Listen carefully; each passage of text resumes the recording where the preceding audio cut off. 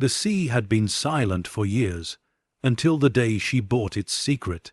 In a forgotten coastal auction where dust spoke louder than dreams, a single mother raised her trembling hand and claimed what no one else dared touch. A rusted, half-sunken cruise ship whispered to be cursed. They laughed at her, called it scrap, a fool's gamble for $800. But when the storm rolled in and lightning struck the harbor, the ship stirred, as if waiting for her. That night, beneath the thunder's roar, she realized she hadn't bought a wreck. She had awakened something buried by fate. The sea had been silent for years, until the day she bought its secret. Lena Torres stood in the back of the dim auction hall, the air thick with the smell of rust, old paper, and fading hope. The wooden chairs creaked under the weight of forgotten men, fishermen with debts, scrappers with hungry eyes, and brokers waiting to feast on despair. She was the only woman in the room, her thrift store coat soaked from the rain outside, her heart beating louder than the auctioneer's gavel. $800, that was all she had left in her checking account, saved from cleaning motel rooms and selling second-hand clothes online. It wasn't a dream, it was survival. She hadn't come here to buy a ship. She'd come to sell a memory, a piece of her mother's necklace, to pay next month's rent. But fate has its own strange auctions, and sometimes it bids through desperation. The auctioneer's voice cracked like a whip. Lot 27, the mariner's dream, half-sunken, no known claimants, sold as is. A chuckle rippled through the crowd. Sold as scrap. Someone muttered, a rusted coffin. Another said. Lena's gaze drifted to the faded photograph projected on the peeling wall. Massive ocean liner, its once proud decks swallowed by the sea. Something about it gripped her. Maybe it was the name, the mariner's dream. Maybe it was the way the sunlight in the photo glimmered across its hull like the ghost of something once grand. Or maybe, deep down, she recognized that ship in herself, half drowned, half alive, waiting for one last chance. The auctioneer sighed, opening bid, 500. Silence, no hands, no interest, just the echo of disinterest. Lena's fingers trembled on her lap. She felt the weight of her son's photograph in her pocket. Old Mateo, smiling through missing teeth, holding a toy boat they'd found at a yard sale. He'd said, maybe one day we'll have a real one, Mama. She had smiled then, not knowing the universe was listening. The gavel hovered midair. Any bid, going once. Before her brain could argue, her hand rose. Heads turned. Laughter. A low whistle. Lady, that wreck's been sleeping since the 80s. Someone sneered. You can't fix ghosts. But Lena wasn't hearing them. Her heart was hammering. 800. She said, her voice small but steady. The auctioneer blinked, surprised. Sold. The gavel fell, and the room erupted in disbelief. A single mother had just bought a sunken cruise ship for the price of a used washing machine. Outside, the rain had turned into a full storm. The sky above the harbor cracked with thunder, and lightning illuminated the horizon. The silhouette of the mariner's dream rising like a giant tomb from the churning waves. As Lena clutched the damp paperwork in her trembling hands, she couldn't tell whether the storm was greeting her or warning her. She walked toward the pier, her shoes splashing through puddles that mirrored the trembling light of the street lamps. The world smelled of salt, iron, and fate. Wind whipped through her hair as she stared across the water. There it was, the ship she had just bought, half consumed by the sea. Its massive hull leaned at a weary angle, the white paint stripped away by decades of neglect. Seagulls circled above, their cries echoing like ghosts of passengers long forgotten. A torn flag hung limply from the mast, whispering in the wind. For a moment, she thought she saw movement, a flicker of light deep within one of the broken portholes. But when she blinked, it was gone. Lena stood there for a long time, her reflection trembling in the black water below. She should have felt foolish, terrified, even regretful. Instead, she felt drawn, as if something from within that ship was calling her name. She whispered to the waves, "You're mine now." Somewhere in the distance, thunder rolled again, answering her claim. She didn't sleep that night. The wind howled outside her small rented room, rattling the thin windows as she stared at the title deed spread across the table. Owner Lena Torres. Her signature looked strange beneath it, like it belonged to a version of her that didn't exist yet, a version that had courage. In the corner of the document, small print caught her eye. Final voyage ceased under undisclosed circumstances. Her pulse quickened. She grabbed her phone, searching the ship's name online, but there was barely anything. Just one archived article from decades ago. Luxury liner vanishes during storm, salvage rights unclaimed. No cause, no survivors, no closure. A chill crept up her spine. She looked toward the window again, toward the faint glow of the harbor lights flickering in the rain. The mariner's dream waited there, silent and patient, as if it knew she'd come. Lena closed her laptop and whispered to herself, "Tomorrow I'll see you." But as she turned off the light, thunder cracked again, louder this time, closer. The sound seemed to come not from the sky, but from the direction of the sea. And just before sleep claimed her, she thought she heard a faint echo drifting through the storm. A ship's bell ringing once in the distance, long and hollow, as if welcoming her aboard. The kind of sound that doesn't just mark time, it marks destiny. As the night deepened, Lena didn't yet know. Some purchases change a life, others awaken what the world tried to forget. Morning came slow and grey, dragging the scent of salt through the thin curtains of Lena's room. The storm had passed, leaving the world scrubbed raw and trembling, as if even the sky had been forced to remember something it wanted to forget. Lena stood by the window, a paper cup of coffee cooling in her hand, her eyes fixed on the harbor below. The mariner's dream loomed in the mist, half submerged yet strangely majestic. The early light painted its rusted surface in shades of gold and decay, like an old cathedral abandoned by time. Her heart clenched. It looked like ruin, yet there was grace in that ruin, a memory of something grand, and in that reflection she saw herself. By mid-morning she was at the harbor office, her thrift coat buttoned tight against the sea wind. The clerk behind the counter barely looked up when she handed him her papers. "Salvage vessel, huh?" he muttered, squinting through his glasses. "You're the new owner of the dream." Lena nodded, feeling the words settle heavily on her tongue. "Yes, I am," he smirked. "Well, good luck, ma'am. That ship's been sleeping a long time." She thanked him and stepped back into the cold. The wind had picked up, carrying a low hum through the metal cranes and tangled nets. It sounded almost like a song. A small tugboat waited for her at the end of the dock, rented for a few hours with what little she had left. The captain, an older man with sea-weathered skin, looked at her with the quiet amusement of someone who'd seen too many lost causes. "You sure about this?" he asked. "That wreck's barely stable. She's more ghost than ship." Lena gave a small smile. "Then it won't mind one more ghost visiting." He grunted and started the engine. The water rippled, dark and heavy, as the tugboat cut across the waves. The closer they came, the larger the mariner's dream grew, until it towered above them, its hull scarred, its decks slanted, its once glorious windows now gaping like hollow eyes.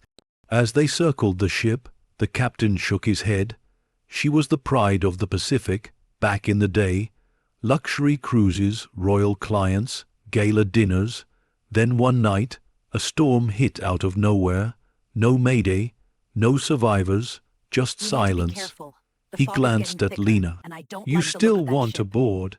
She nodded. "I need to see her." The man sighed. tied off the rope, and helped her onto a corroded ladder. As Lena climbed, her boots slipped on the wet rungs, her hands slick with salt. When she finally stepped onto the deck, the silence struck her like a wave. It wasn't empty silence, it was listening silence. The wind whispered through torn flags and broken railings. Water dripped rhythmically from the rusted edges, each drop echoing through the hollow corridors below. The smell was thick with seaweed, oil, and something older, something like memory itself. She walked slowly, her fingers brushing against the railing. Beneath layers of corrosion, she felt a pulse of old craftsmanship, ornate carvings, now veiled by decay. Each step she took left a soft print in the grime, as though the ship was recording her presence.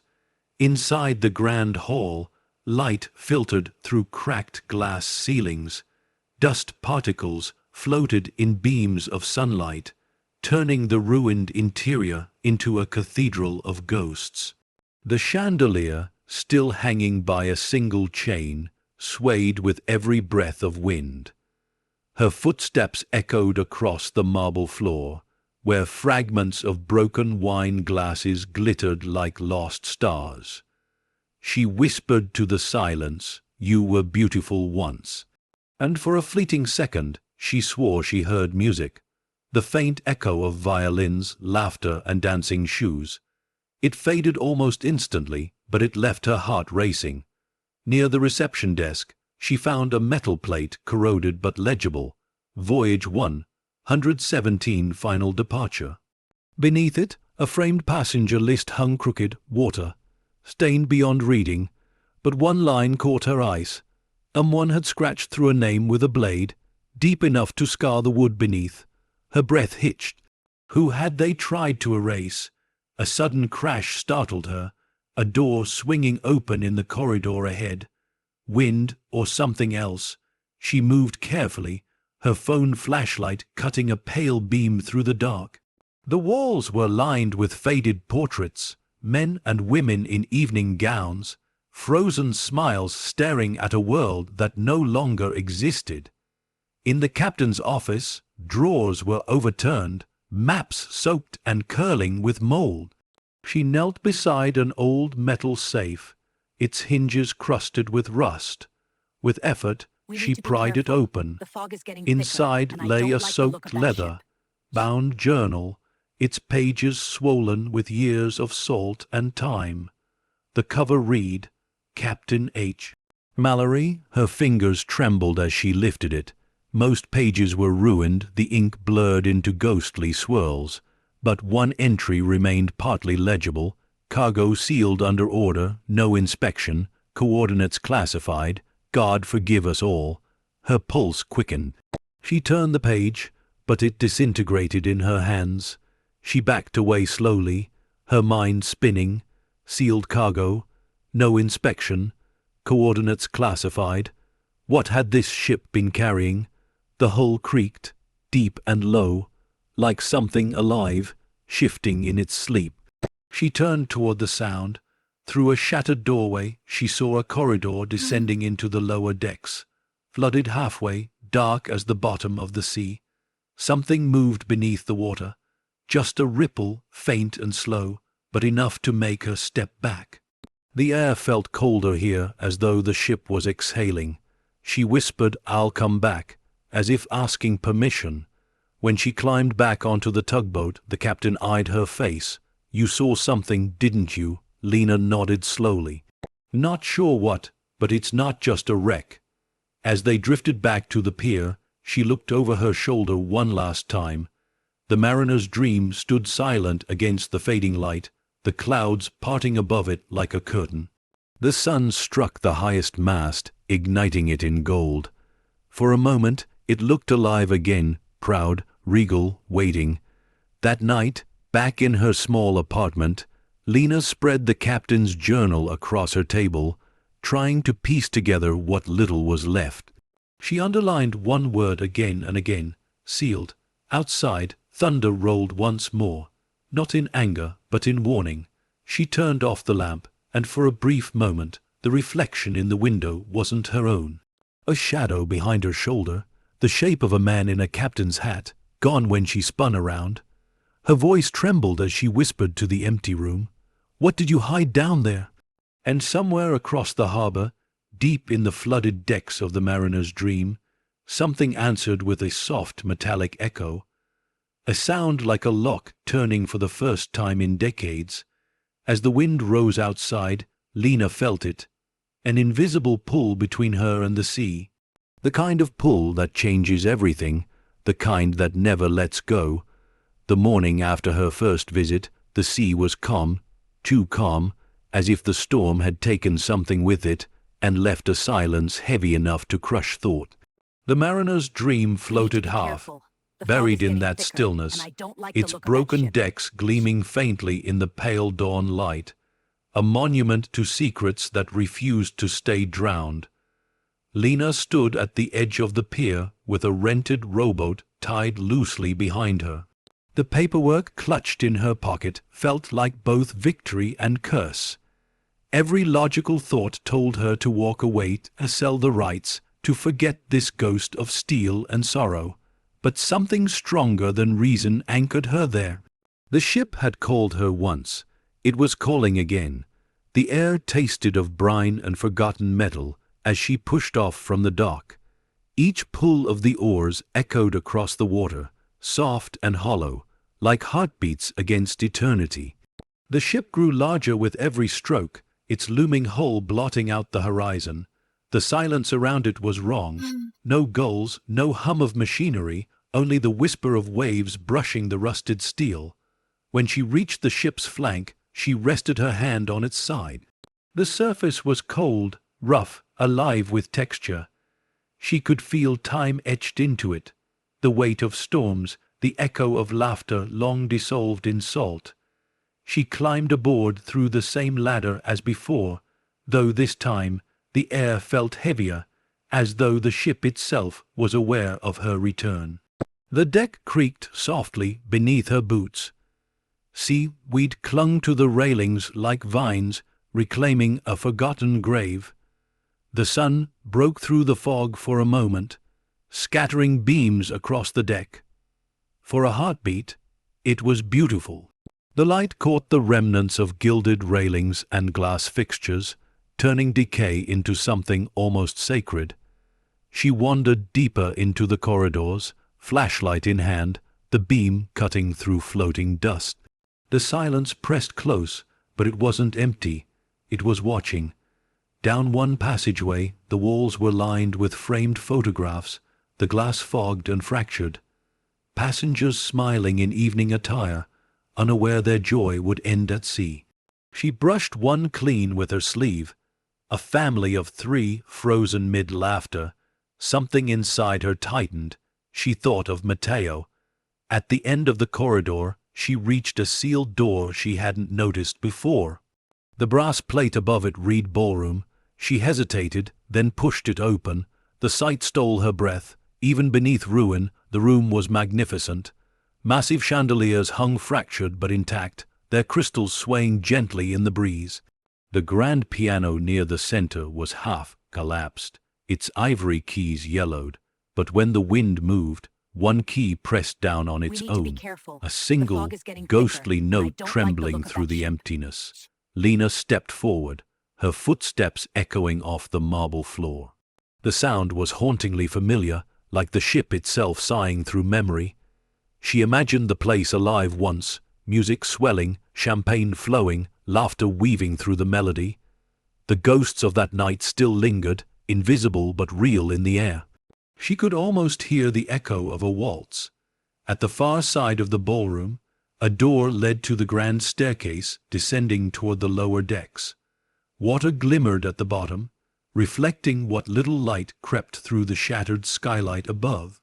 She crouched, the cold radiating up from below, and saw faint ripples disturb the surface, as if something had just moved. Her breath hitched. It was too slow to be wind. Lena pulled back, her mind racing. But curiosity was stronger than fear. She shone her light downward.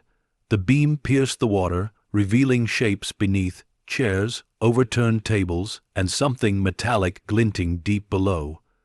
A sudden sound cracked through the air, a deep metallic groan that vibrated through the walls.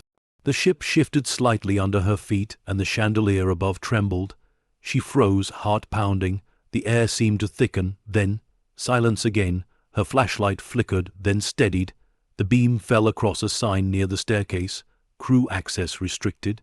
The paint had peeled away in thin strips like old skin. She made a mental note. She'd need to come back, this time with proper gear. As she turned to leave, something caught her eye. A faint outline on the ballroom wall where the waterline had dried. Letters, smeared and faded, but still visible under the light. She leaned closer, tracing the words with trembling fingers. "Do not open the lower hold." A chill rippled through her chest. Her stomach knotted as if those words were spoken, not written. She stepped back, the warning echoing in her head. On her way out, she noticed a small brass locket lying beneath a broken chair. She picked it up carefully, the hinge rusted but intact. When she pried it open, a photograph inside stared back at her. A young woman in a gown standing beside a man in uniform, both smiling, both long gone. The back was engraved with one word, "Promise." She slipped it into her pocket, unsure why. Perhaps some part of her understood. It had waited for someone to find it. By the time she climbed back to the deck, the fog had thickened. The world around her blurred, swallowed by white silence. She stood by the rail, breathing slowly, feeling the hum of the ship beneath her boots like a slow, heavy heartbeat. The tide shifted. Water slapped against the hull. Somewhere deep inside the ship, something moved. A sound like a heavy door dragging open, followed by another deep creak that vibrated through the deck. She whispered into the fog, "Who's there?" No answer. Only the echo of her own voice folding back across the water. She hurried toward the ladder, her pulse racing. As she descended to her rowboat, a wave rocked the hull gently, as if the sea itself had sighed. She climbed in, hands shaking, and pushed away from the ship. Halfway back to the shore, she looked over her shoulder. Through the fog, she saw the faintest shimmer of light deep within the mariner's dream, a flicker in the lower decks. It wasn't sunlight, it was too soft, too deliberate. Something, or someone, was down there. By the time she reached land, her thoughts were a storm of their own. She tied off the boat and stood on the pier, staring at the ship's sill, wet fading into the mist. The world around her felt smaller now, like the sea itself was holding its breath. That night, in her tiny apartment, the air felt different, heavier, almost electric. She couldn't sleep. The captain's journal lay open on her kitchen table, the words blurring under the low lamplight. She turned again to the single legible line, "Coordinates classified." She copied the numbers she'd found in the margin, barely visible, scrawled in a shaking hand. Then she traced the indentation of another line beneath it, one that had been written, then scraped away. She held the paper to the light, angling it until the indentations formed faint letters. It must never surface. Her throat tightened, the meaning pressed heavy against her chest. Through the window, the sea shimmered faintly beneath the moonlight. In the distance, lightning flickered. No thunder, just a pulse of white against the horizon. The mariner's dream waited there still, half buried in time, half awake in silence. And deep beneath the waves that held it captive, something was stirring. Something that had been sealed away for a reason. Lena exhaled slowly, the whisper barely audible. "Tomorrow, I'm going back." Outside, the tide receded with a sigh, as though the ocean itself was preparing for what she would uncover next. The next morning arrived shrouded in a gray mist that bled into the sea until sky and water were one. Lena's reflection blurred on the harbor's surface, part woman, part shadow, while the mariner's dream waited in the distance, silent as a tomb. She'd barely slept. The night had been filled with half dreams, distant footsteps on metal floors, echoes of music fading just as she turned her head. And always at the edge of sleep, the sound of that ship's bell tolling softly through her thoughts. Now, with a borrowed diving mask and an old waterproof lamp, she stood at the edge of her small rented boat, staring down into the dark. The water rippled faintly, hiding what waited below. She hesitated only once, then slipped beneath the surface. The world changed instantly. Light dissolved. Sound faded into a low hum that vibrated through her chest. The ship appeared before her like a dream half-remembered, its vast hull ghostly in the green gloom, covered in coral and silence.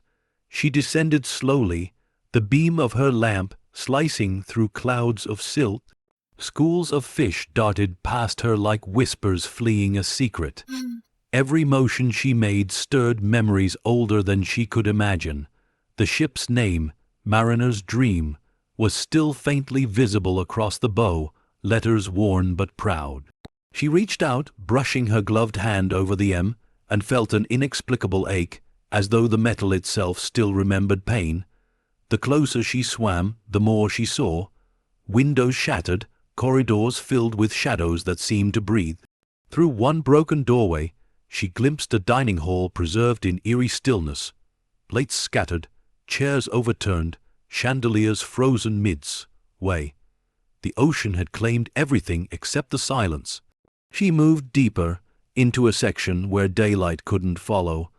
Her lamp's beam glinted off something metallic ahead, a sealed hatch, its surface welded shut, the word restricted barely visible beneath rust.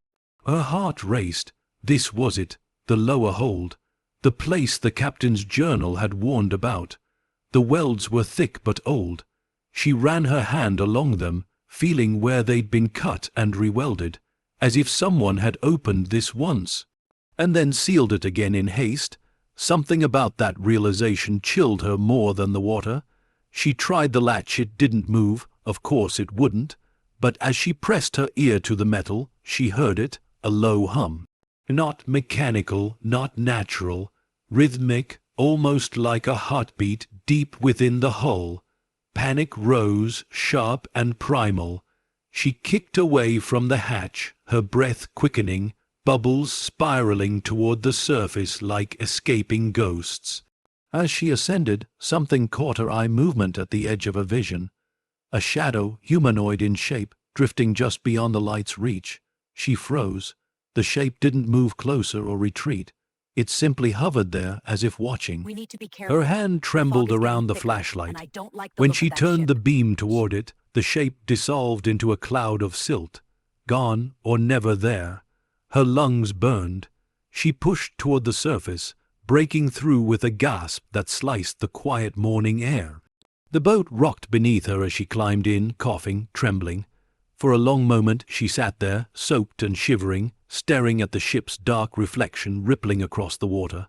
"What are you?" she whispered. But no one answered, only the slow lapping of waves against the hull.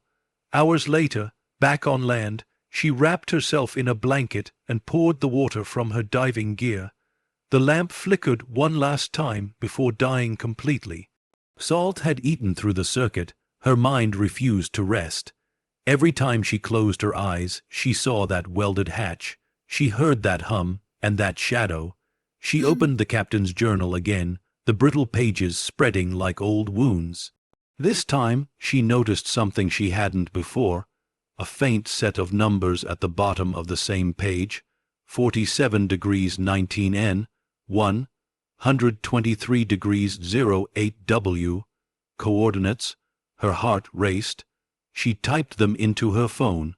The map zoomed in slowly, somewhere off the Pacific coast, far deeper than where the Mariner's Dream currently rested, a different location entirely. Her breath caught. That meant the ship wasn't where it was supposed to be. It had drifted or been moved. She leaned back, staring at the ceiling. Moved, but by who? Rain began again, tapping softly against the glass. She turned off the lights and stood by the window. the harbor glowing faintly under the lamplight. The ship was still there, looming, waiting, half swallowed by fog. Lightning flashed, and for the briefest instant she saw a figure standing on its deck, still watching. The light faded, and the deck was empty again. Lena's chest tightened. The unease wasn't fear anymore, it was connection. Whatever this ship carried, it was tied to her now. She could feel it, like the pull of the tide inside her blood. The next morning, she returned with a new determination. She needed answers, not ghosts. The harbor was quiet, the water smooth as glass. As she rowed closer, she noticed something different. A faint shimmer near the stern, oil, no, too bright. It looked almost like light bleeding from beneath the surface. When she boarded, the deck felt colder than before. Every sound, her footsteps, her breath, the rustle of her jack, echoed too clearly. She made her way back to the captain's quarters. The air smelled faintly of burnt metal and sea brine. She turned over the drawers again and found something she'd missed before, a brass compass lodged behind a panel. The glass was cracked, the needle twitching erratically even though there was no magnetic interference nearby. She set it on the desk. The needle spun once, then stopped, pointing not north, but directly toward the sealed hatch below deck. A soft creak echoed through the corridor. She froze, listening. The sound came again, closer this time. A rhythmic tap, like footsteps on steel. Her heart pounded. Hello? The echo stopped. Then, faintly, she heard it. Music. Not loud, not sharp, but distant, as though drifting through water. A waltz. The same one she'd imagined in the ballroom. She followed it without thinking, her flashlight trembling in her grip. The sound led her back toward the staircase leading down to the lower decks. The water shimmered faintly at the bottom, disturbed by unseen movement. The melody was clearer now, though warped, echoing like it was trapped inside the hull itself. She crouched, staring into the water. Who's playing that? The answer came not in words, but in motion. Beneath the surface, something metallic gleamed, then shifted like a door unlocking. Her flashlight flickered, sputtered, and died. The music stopped. Lena's breath trembled in the silence that followed.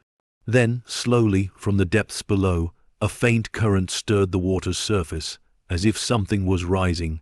She stumbled back, heart slamming against her ribs, and fled toward the upper deck. The air outside hit her like ice. She didn't stop running until she reached her small boat, her hands shaking as she started the motor. As she sped away from the mariner's dream, the fog thickened behind her, swallowing the ship whole once more.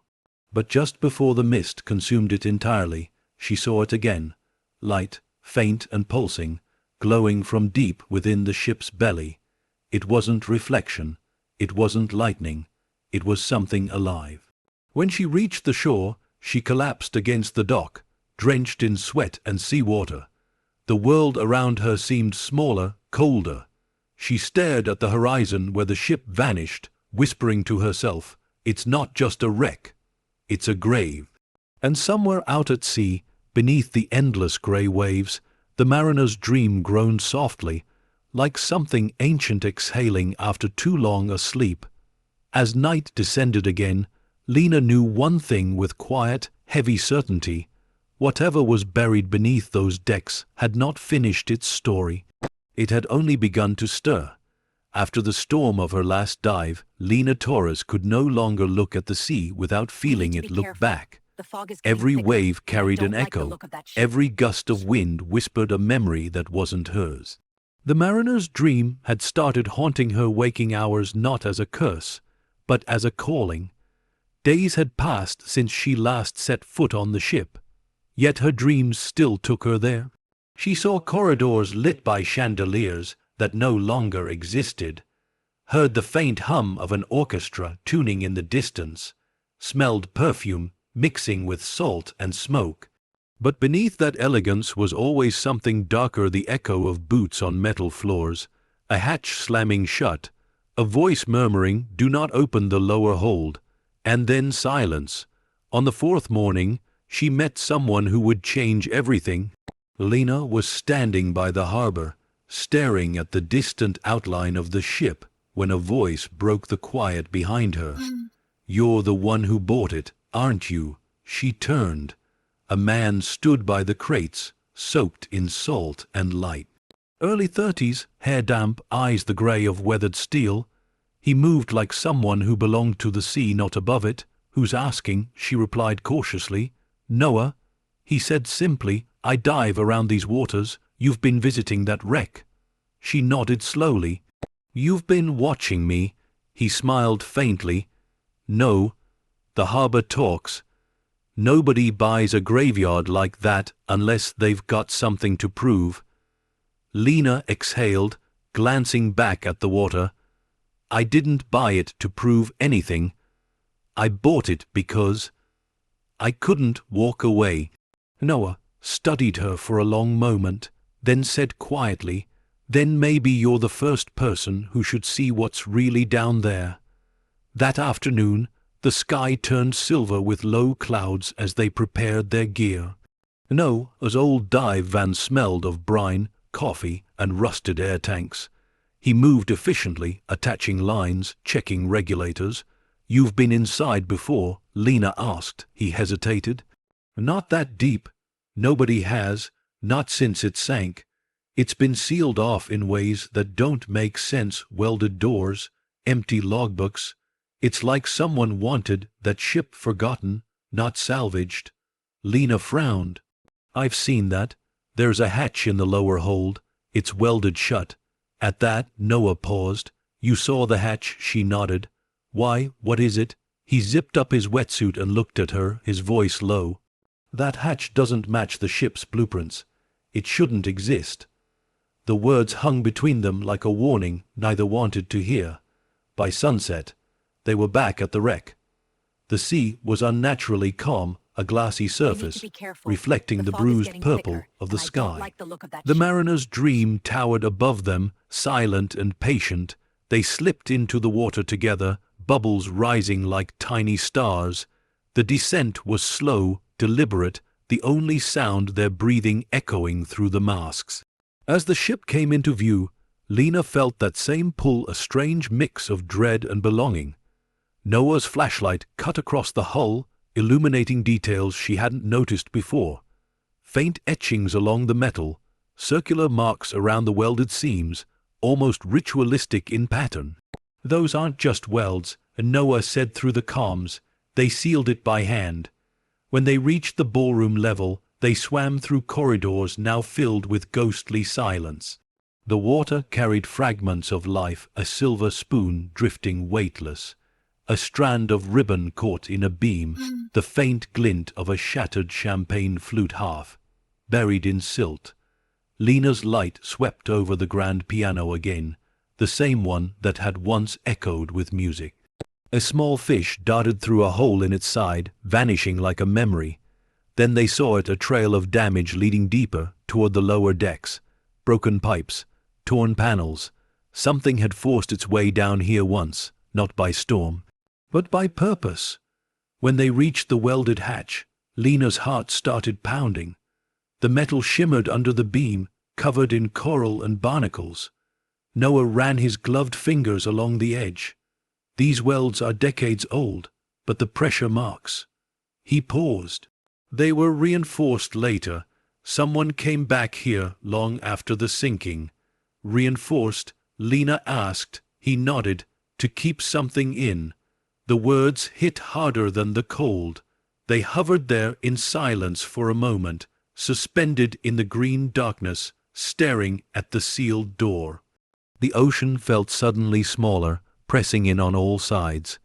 Noah took out a small tool, a handheld cutting torch, the flame flickering bright against the black.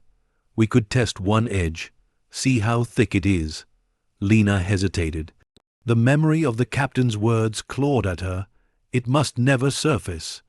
But her curiosity, her desperation was stronger than fear. She gave a small nod. "Do it." The torch hissed to life, sparks scattering into the water like glowing embers. The sound was harsh and alien down here, a crackling whisper against the silence. For a moment, nothing happened. Then the hole beneath them groaned a deep, resonant sound that vibrated through their bones. Noah froze. Did you hear that? The noise came again, closer this time, lower, like the moan of something vast and ancient turning in its sleep. We need to be careful. They turned off The their fog is lights. getting thicker, Total and I don't darkness like the look swallowed of them. that ship. Only the faint glow from the torch remained, flickering like a heartbeat, and then a pulse, not sound, not light, a vibration through the metal, through the water, through them. The ship shuddered once, then stilled. Lena's voice broke the silence. We should go. Noah nodded, his face pale behind the mask. They began to ascend, every movement deliberate, their lights cutting faint trails in the dark. But before they cleared the deck, Lena looked back one last time. The hatch was still sealed, but now, faintly, a single stream of bubbles escaped from its edge, rising like a breath after decades of holding still. They surfaced into the pale twilight, gasping, clinging to the edge of the boat as the waves rocked them gently. The world above felt different now, lighter, but watching. Back on the dock, Lena sat in silence while Noah packed up their gear. Her hands trembled, but her voice was steady when she spoke. Whatever's inside that hatch, it's not just cargo. Noah looked at her with quiet understanding. No, he said, it's history, buried, and someone wanted it to stay that way. The evening deepened into violet dusk. The mariner's dream lay motionless, her reflection stretching across the harbor like a shadow of something holy and haunted. Lena turned to Noah. Will you help me uncover it? He hesitated for a long moment, then nodded. If we do this, we do it right. No half measures. We find out what really sank that ship. She met his gaze, and in that silent exchange, something unspoken was sealed, a pact between two people chasing truth through darkness. The wind shifted, far out at sea. Thunder rumbled again, not from the sky, but from beneath the water. As the last light faded from the horizon, the waves carried the faint echo of a bell, one long note drifting from the ship's heart, as if the mariner's dream was awakening to the sound of her own ghosts. The night after the dive was sleepless. The echo of the ship's groans still haunted Lena's bones, that low, mournful sound that felt less like metal and more like memory. Every time she closed her eyes, she saw the hatch, bubbles escaping from its edge like the ship itself was breathing again. She sat by the window until dawn, staring toward the sea. The horizon was painted in bruised light violet, melting into silver, and out there, the mariner's dream floated like a phantom between two worlds. She knew then she couldn't stop. When she arrived at the harbor, Noah was already there, sitting on the edge of the dock with a thermos in hand. His dive gear lay neatly beside him. He looked up when he heard her steps. Didn't think you'd come back so soon, he said. Lena managed a thin smile. You didn't think I'd stay away. He chuckled softly, shaking his head. You're right. People either run from that ship or they can't leave it alone. They set out again, this time not to dive, but to explore the dry decks, the parts of the vessel that still rose above the tide. The air that morning carried a strange warmth, the kind that lingers before rain. Gulls wheeled overhead, crying as if warning them away. As they climbed the ladder, Noah glanced at the ship's name painted in peeling letters. It's strange, he said quietly. Every ship I've dived has some trace registration logs, salvage reports, Coast Guard records, but this one, it's as if it never existed before it sank. Lena frowned. That's impossible. Maybe someone made it that way. They reached the upper deck, where sunlight pooled in rusted puddles. The air smelled of wet metal and time. Noah's footsteps echoed faintly as they crossed the ruined promenade lined with collapsed deck chairs and shattered glass. In places, the wood was still painted white beneath the rust, as though refusing to surrender its former grace. Inside the main corridor, a soft wind whispered through cracked windows, carrying the faint smell of salt and decay. Their flashlights swept across the faded murals that lined the whole scenes of faraway cities, painted skies, and endless oceans. The colors had bled over the years, turning the dreamlike imagery into something surreal. "It's beautiful," Alina whispered. "It's lonely," Noah replied. They stopped at a door halfway down the hall. The sign read Crew Lounge. Lena pushed it open with her shoulder, and the hinges cried out like an old voice remembering its first word. Inside, everything was frozen in disarray: overturned chairs, playing cards scattered across the floor, bottles still half full but coated in green film. The air was thick and heavy, untouched for decades. Noah brushed a layer of dust from the wall. Someone was here right before it sank. You can feel it. Lena picked up a photograph lying near the bar. It showed a group of crew members smiling on deck, sunlight caught in their hair. At the back stood a man she recognized from the captain's journal, H. Mallory. His eyes, even in the faded picture, carried the look of someone who had seen too much. Whatever they sealed in that hold, Lena murmured, he knew about it. They continued exploring, room by room. The deeper they went, the colder the air grew. At one point, Noah stopped suddenly and tilted his head. "You hear that?" Lena froze. A faint metallic rhythm echoed somewhere below, steady, like a heartbeat buried in the hull. "It's coming from the lower decks," Noah said. She nodded slowly. "Then we're getting closer." They followed the sound down a narrow stairwell where the air thickened with moisture. The steps groaned beneath their weight. At the bottom, the waterline shimmered a thin layer of floodwater, reflecting their lights like broken glass. Something moved beneath it. Not large, just a ripple that spread across the surface. Lena crouched, shining her light. Beneath the thin layer of water, something metallic glinted, not rust, but gold. She brushed away debris and pulled out a small emblem the size of her palm, a crest with an unfamiliar seal, worn but still clear. A crown over a sunburst. Noah leaned in. "That's not maritime, it's diplomatic." Her brow furrowed. "Diplomatic? Embassy, consulate, royal insignia, something along those lines. What was a passenger ship doing carrying this?" The air grew heavier. The hum beneath the floor louder now. Lena pocketed the emblem and rose to her feet. Whatever it wasn't a cruise. They moved toward the rear corridor, where the light dimmed almost completely. Noah ran his fingers along the wall and frowned.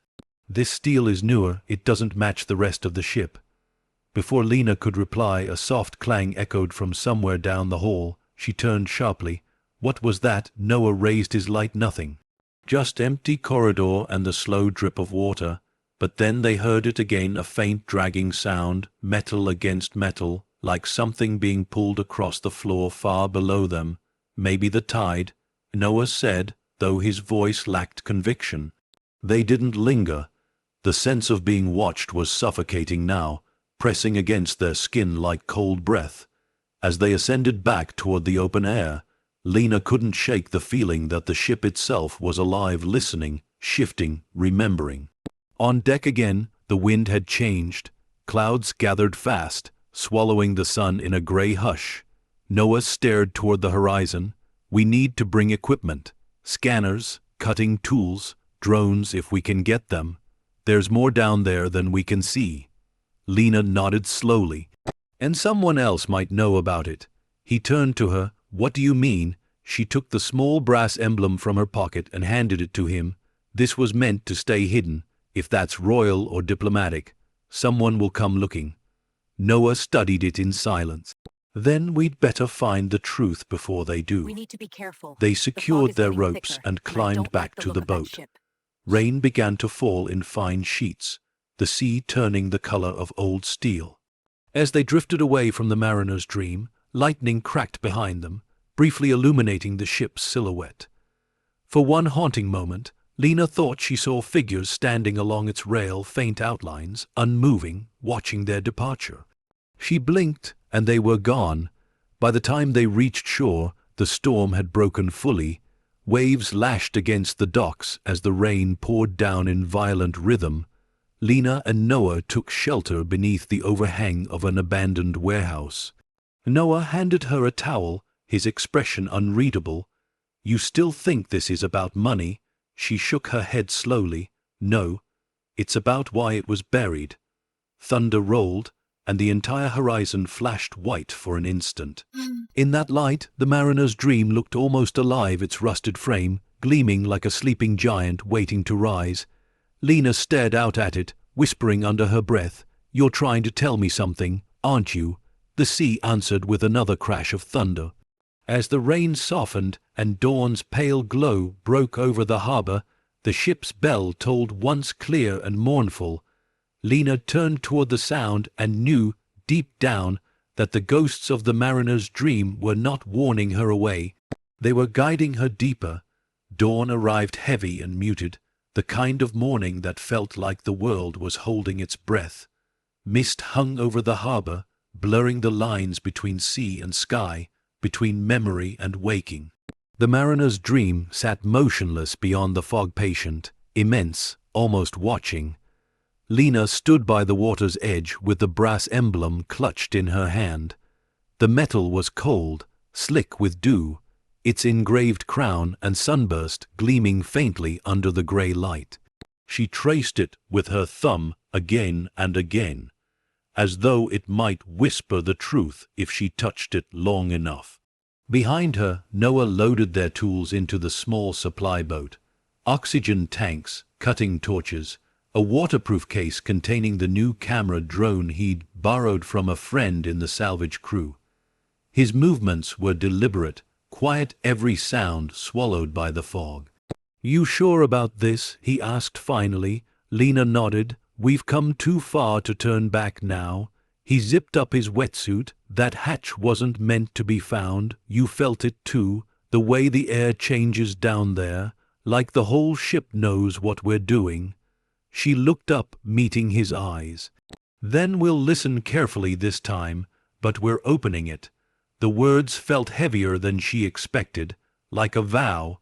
They pushed off from the dock, the small engine humming softly against the stillness. The sea was unnaturally calm again, flat as a sheet of glass. Not a ripple, not a bird. Even the air felt strange, carrying a faint metallic scent that stung the back of the throat. The ship emerged from the fog piece by piece, first the bow, then the tilted decks, then the towering masts that pierced the haze like the bones of a sleeping god. As they drew closer, the wind shifted, and for just a heartbeat, Lena thought she heard faint music again, a single violin note drifting through the mist, vanishing before she could be sure it was real. "Noah, cut the engine. We'll anchor here. The tide's low enough to reach the mid-deck hatch." They climbed aboard in silence. The deck was slick with condensation, the boards slick with salt. Every footstep echoed. The ship groaned softly beneath their weight, as if exhaling. They worked quickly, setting up the portable winch and tether cables. Noah checked the gauges on his tank, while Lena unpacked the camera drone, its small rotors gleaming wetly in the foglight. "Let's record everything," she said quietly, "if anything happens to us." He cut her off with a small, steady smile. "Nothing's going to happen. We're just cutting through steel." But even he didn't believe it. They slipped beneath the surface once more, lights piercing the deep green shadows. The water was colder today, heavier somehow. The deeper they went, the louder the ship's silence became, a silence so thick it pressed against their eardrums. When they reached the lower deck, the hatch waited for them, huge, immovable, and wrong. Its edges shimmered faintly where the welds met the metal, as if time itself couldn't corrode it completely. Noah attached the magnetic clamps to the surrounding wall, anchoring the cutting gear. "Ready?" Lena's voice came through the comms, a whisper over static. "Ready." The torch ignited a hiss of fire and bubbles, bright orange against the endless black. The sound reverberated through the water, sharp and alien. Tiny shards of molten metal drifted upward like glowing fish. Minutes passed. The torch carved a thin line along the hatch's edge. The welds were thicker than either of them expected, layer upon layer of steel. Whoever sealed this door hadn't done it in haste. They had done it to make sure it never opened again. Noah's voice crackled in her ear, almost through the first layer. Lena's eyes flicked toward her wrist monitor, oxygen steady, light stable. But something else changed. The water temperature. It dropped suddenly, several degrees in seconds. Frost shimmered briefly on the edge of her mask. Noah, do you feel that? He stopped cutting. Yeah, it's like. The ship shuddered. Not a gentle movement, a deep, bone-rattling groan that rippled through the entire hull. The silt below them erupted in a cloud, swirling like smoke. Back off, Noah shouted. They pushed away from the hatch, watching as a line of bubbles began to escape from the cut, slow at first, then faster. Lena's heartbeat pounded in her ears. Pressure release. Maybe, Noah said, though his tone was far from confident. The bubbles thinned. The ship grew quiet again. The only sound was their breathing. After a long moment, Noah drifted closer. Whatever's behind this door. It's still sealed. We've got to finish. Lena hesitated, but nodded. Do it. He reignited the torch. The light flickered violently for a moment, then steadied. The cut widened. The second layer of weld gave way with a deep, cracking sound that vibrated through the deck beneath them. Then came the smell. Even underwater, it reached them, faint but unmistakable, seeping through the cracks. Not rot, not oil, something older, sweeter, metallic, like the scent of rusted gold and forgotten air. Lena's chest tightened. Her flashlight beam caught movement, tiny shapes, slipping out through the thin line they'd opened. At first, she thought they were bubbles, but they didn't rise. They drifted, suspended, like motes of light. Noah saw it too. What the hell?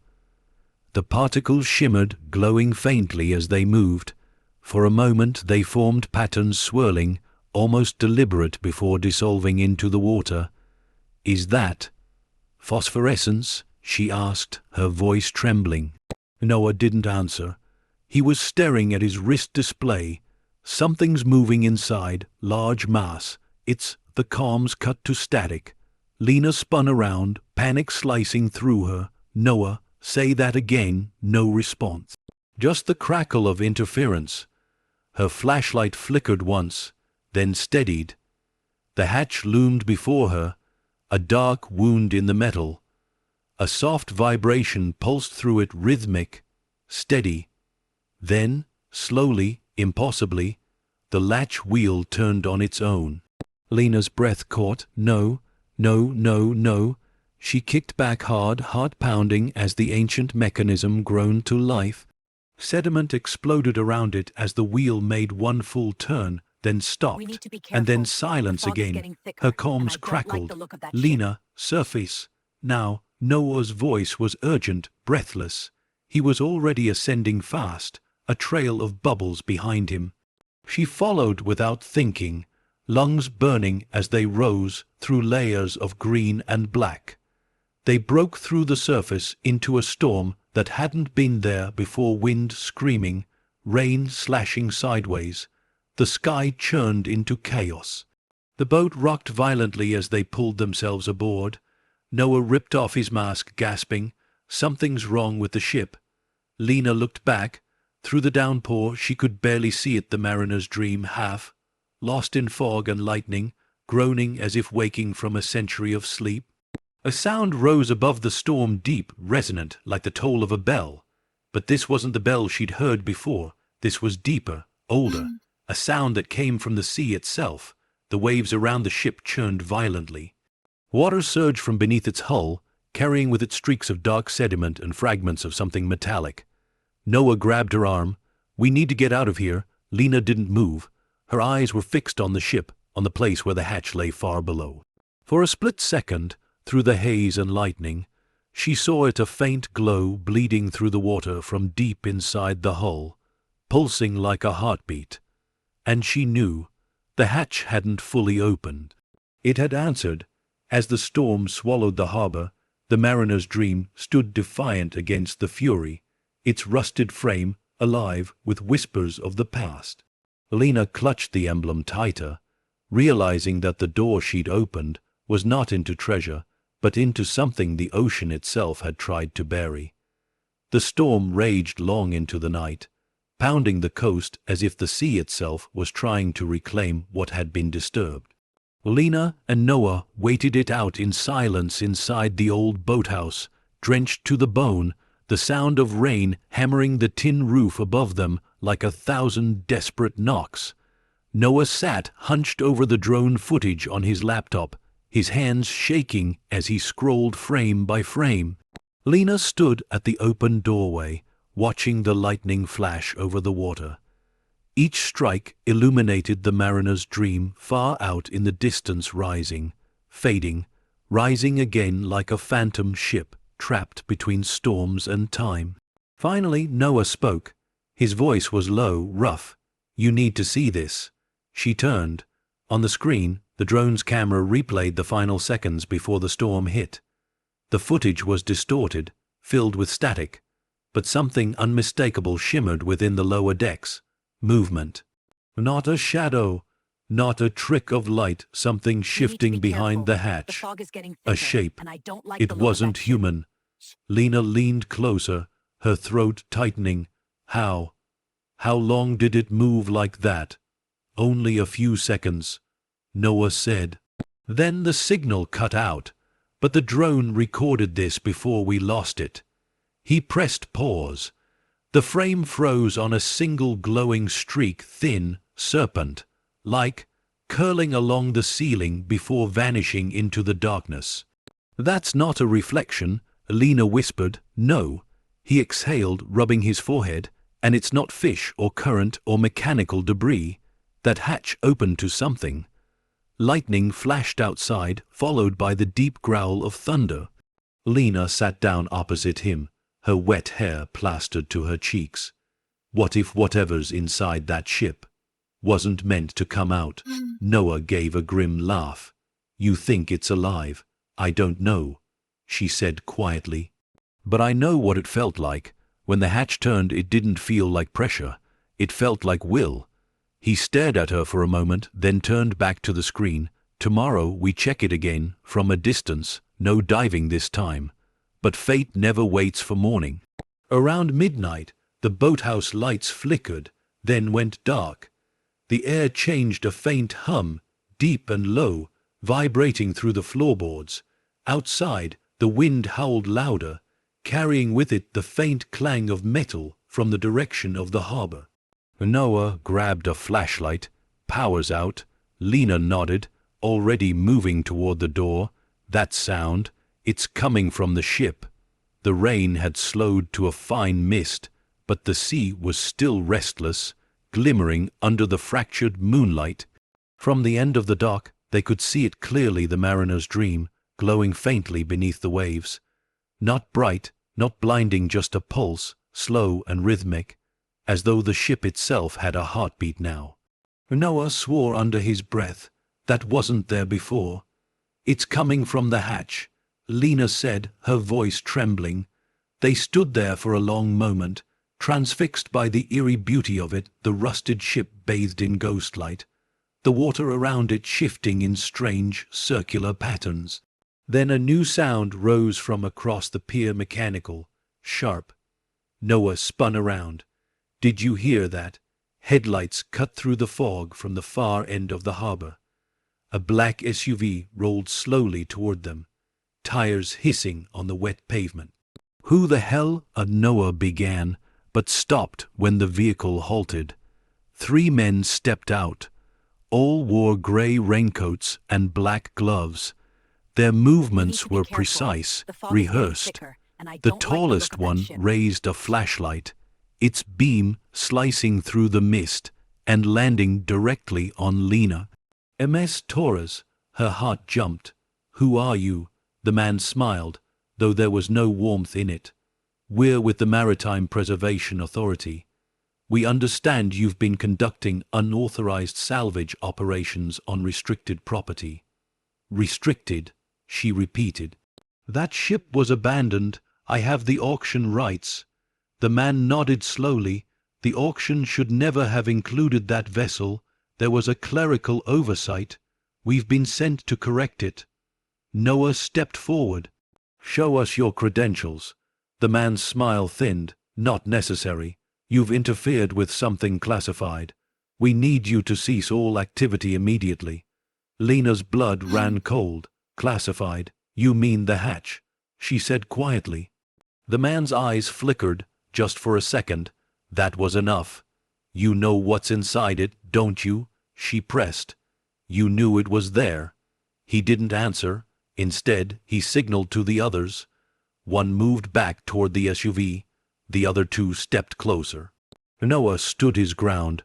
"We're not handing anything over until we see proof of who you are." The first man's tone hardened. "MS Torres, this is for your own safety.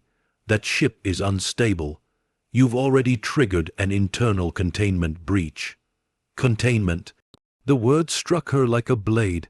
Lena took a step back. "You're lying." The man's expression didn't change. "I'm not authorized to tell you more, but if you value your life and the life of your son, you'll walk away." Her breath caught.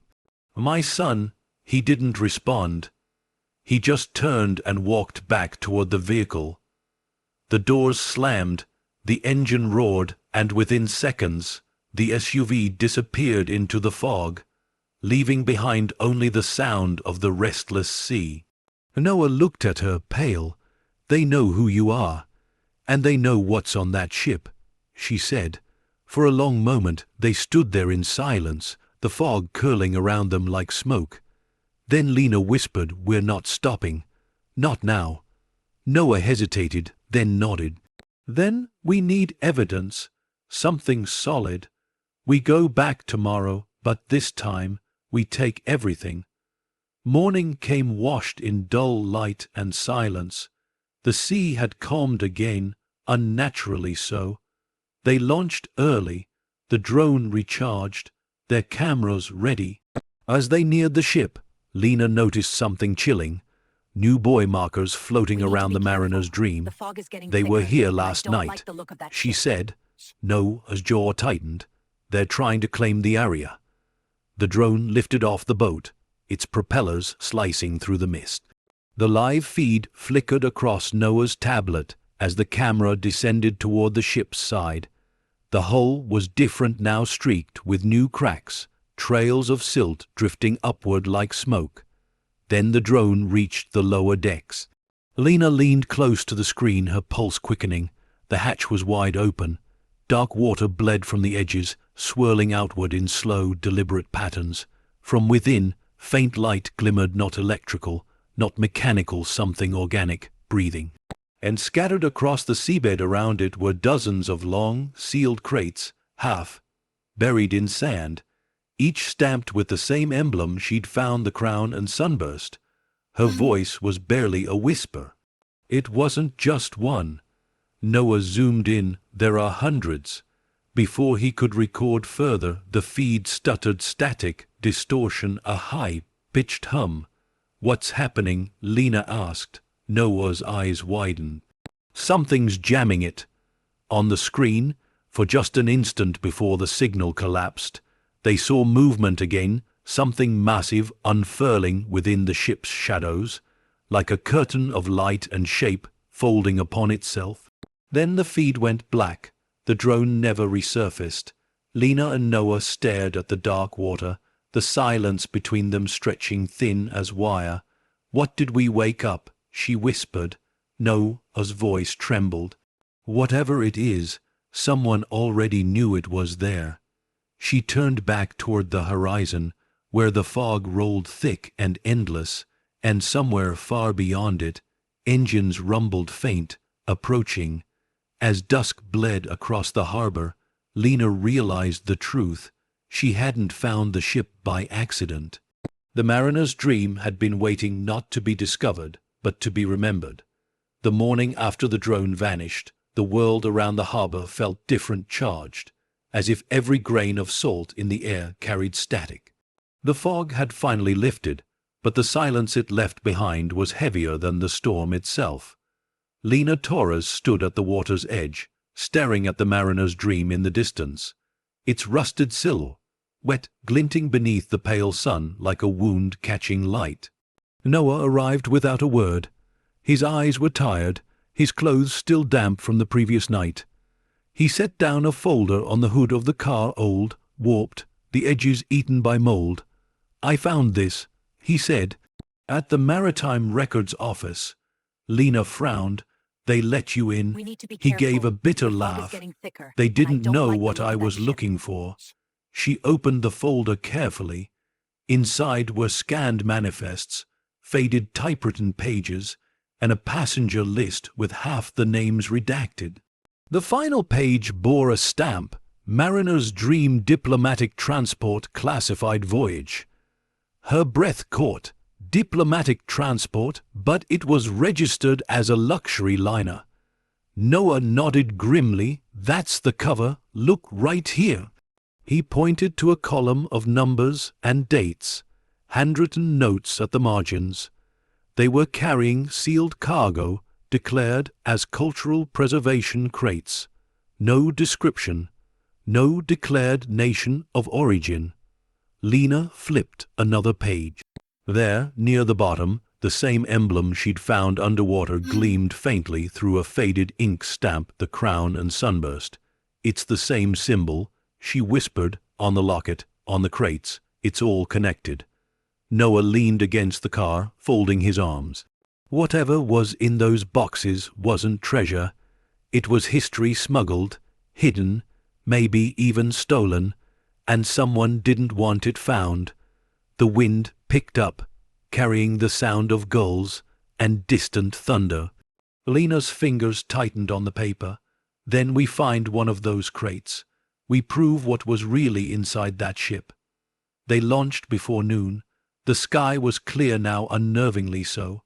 The sea stretched out like glass, perfectly still except for the faint ripples from the boat's wake. Lena sat at the bow, the emblem around her neck glinting against her skin.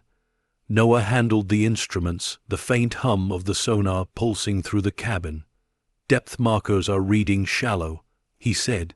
"The lower holds accessible. We'll tether here and drop." The descent felt different this time, less fear, more purpose. The green light of the ocean swallowed them slowly, the surface shrinking to a wavering shimmer above. Their lamps cut through the water like thin blades, carving through centuries of darkness. When they reached the lower hull, Lena's chest tightened. The hatch was open wider now, gaping like a wound torn into the ship's spine. The light from within was gone, replaced by murky shadows drifting like smoke. Noah motioned to the seabed below. There, half buried in silt, the crates waited, dozens of them, scattered like tombstones. Some intact, others cracked open by time or pressure. Their surfaces were engraved with symbols and serial numbers, still faintly legible beneath the coral. Lena's flashlight caught something on one of the open lids, a name stenciled in white paint, almost erased by years underwater. Project Sunfire. She brushed it gently, her gloved hand trembling. "Project Sunfire," she repeated. "What is that?" Noah shook his head. "I've never heard of it, but whatever it was, it's what this ship was built to hide." Together, they pried one of the crates open. The latch resisted, creaking under the pressure of years, then gave way with a dull snap. Inside, beneath layers of decayed fabric and blackened foam, lay something unexpected, not machinery, not relics. Gold, bars of it.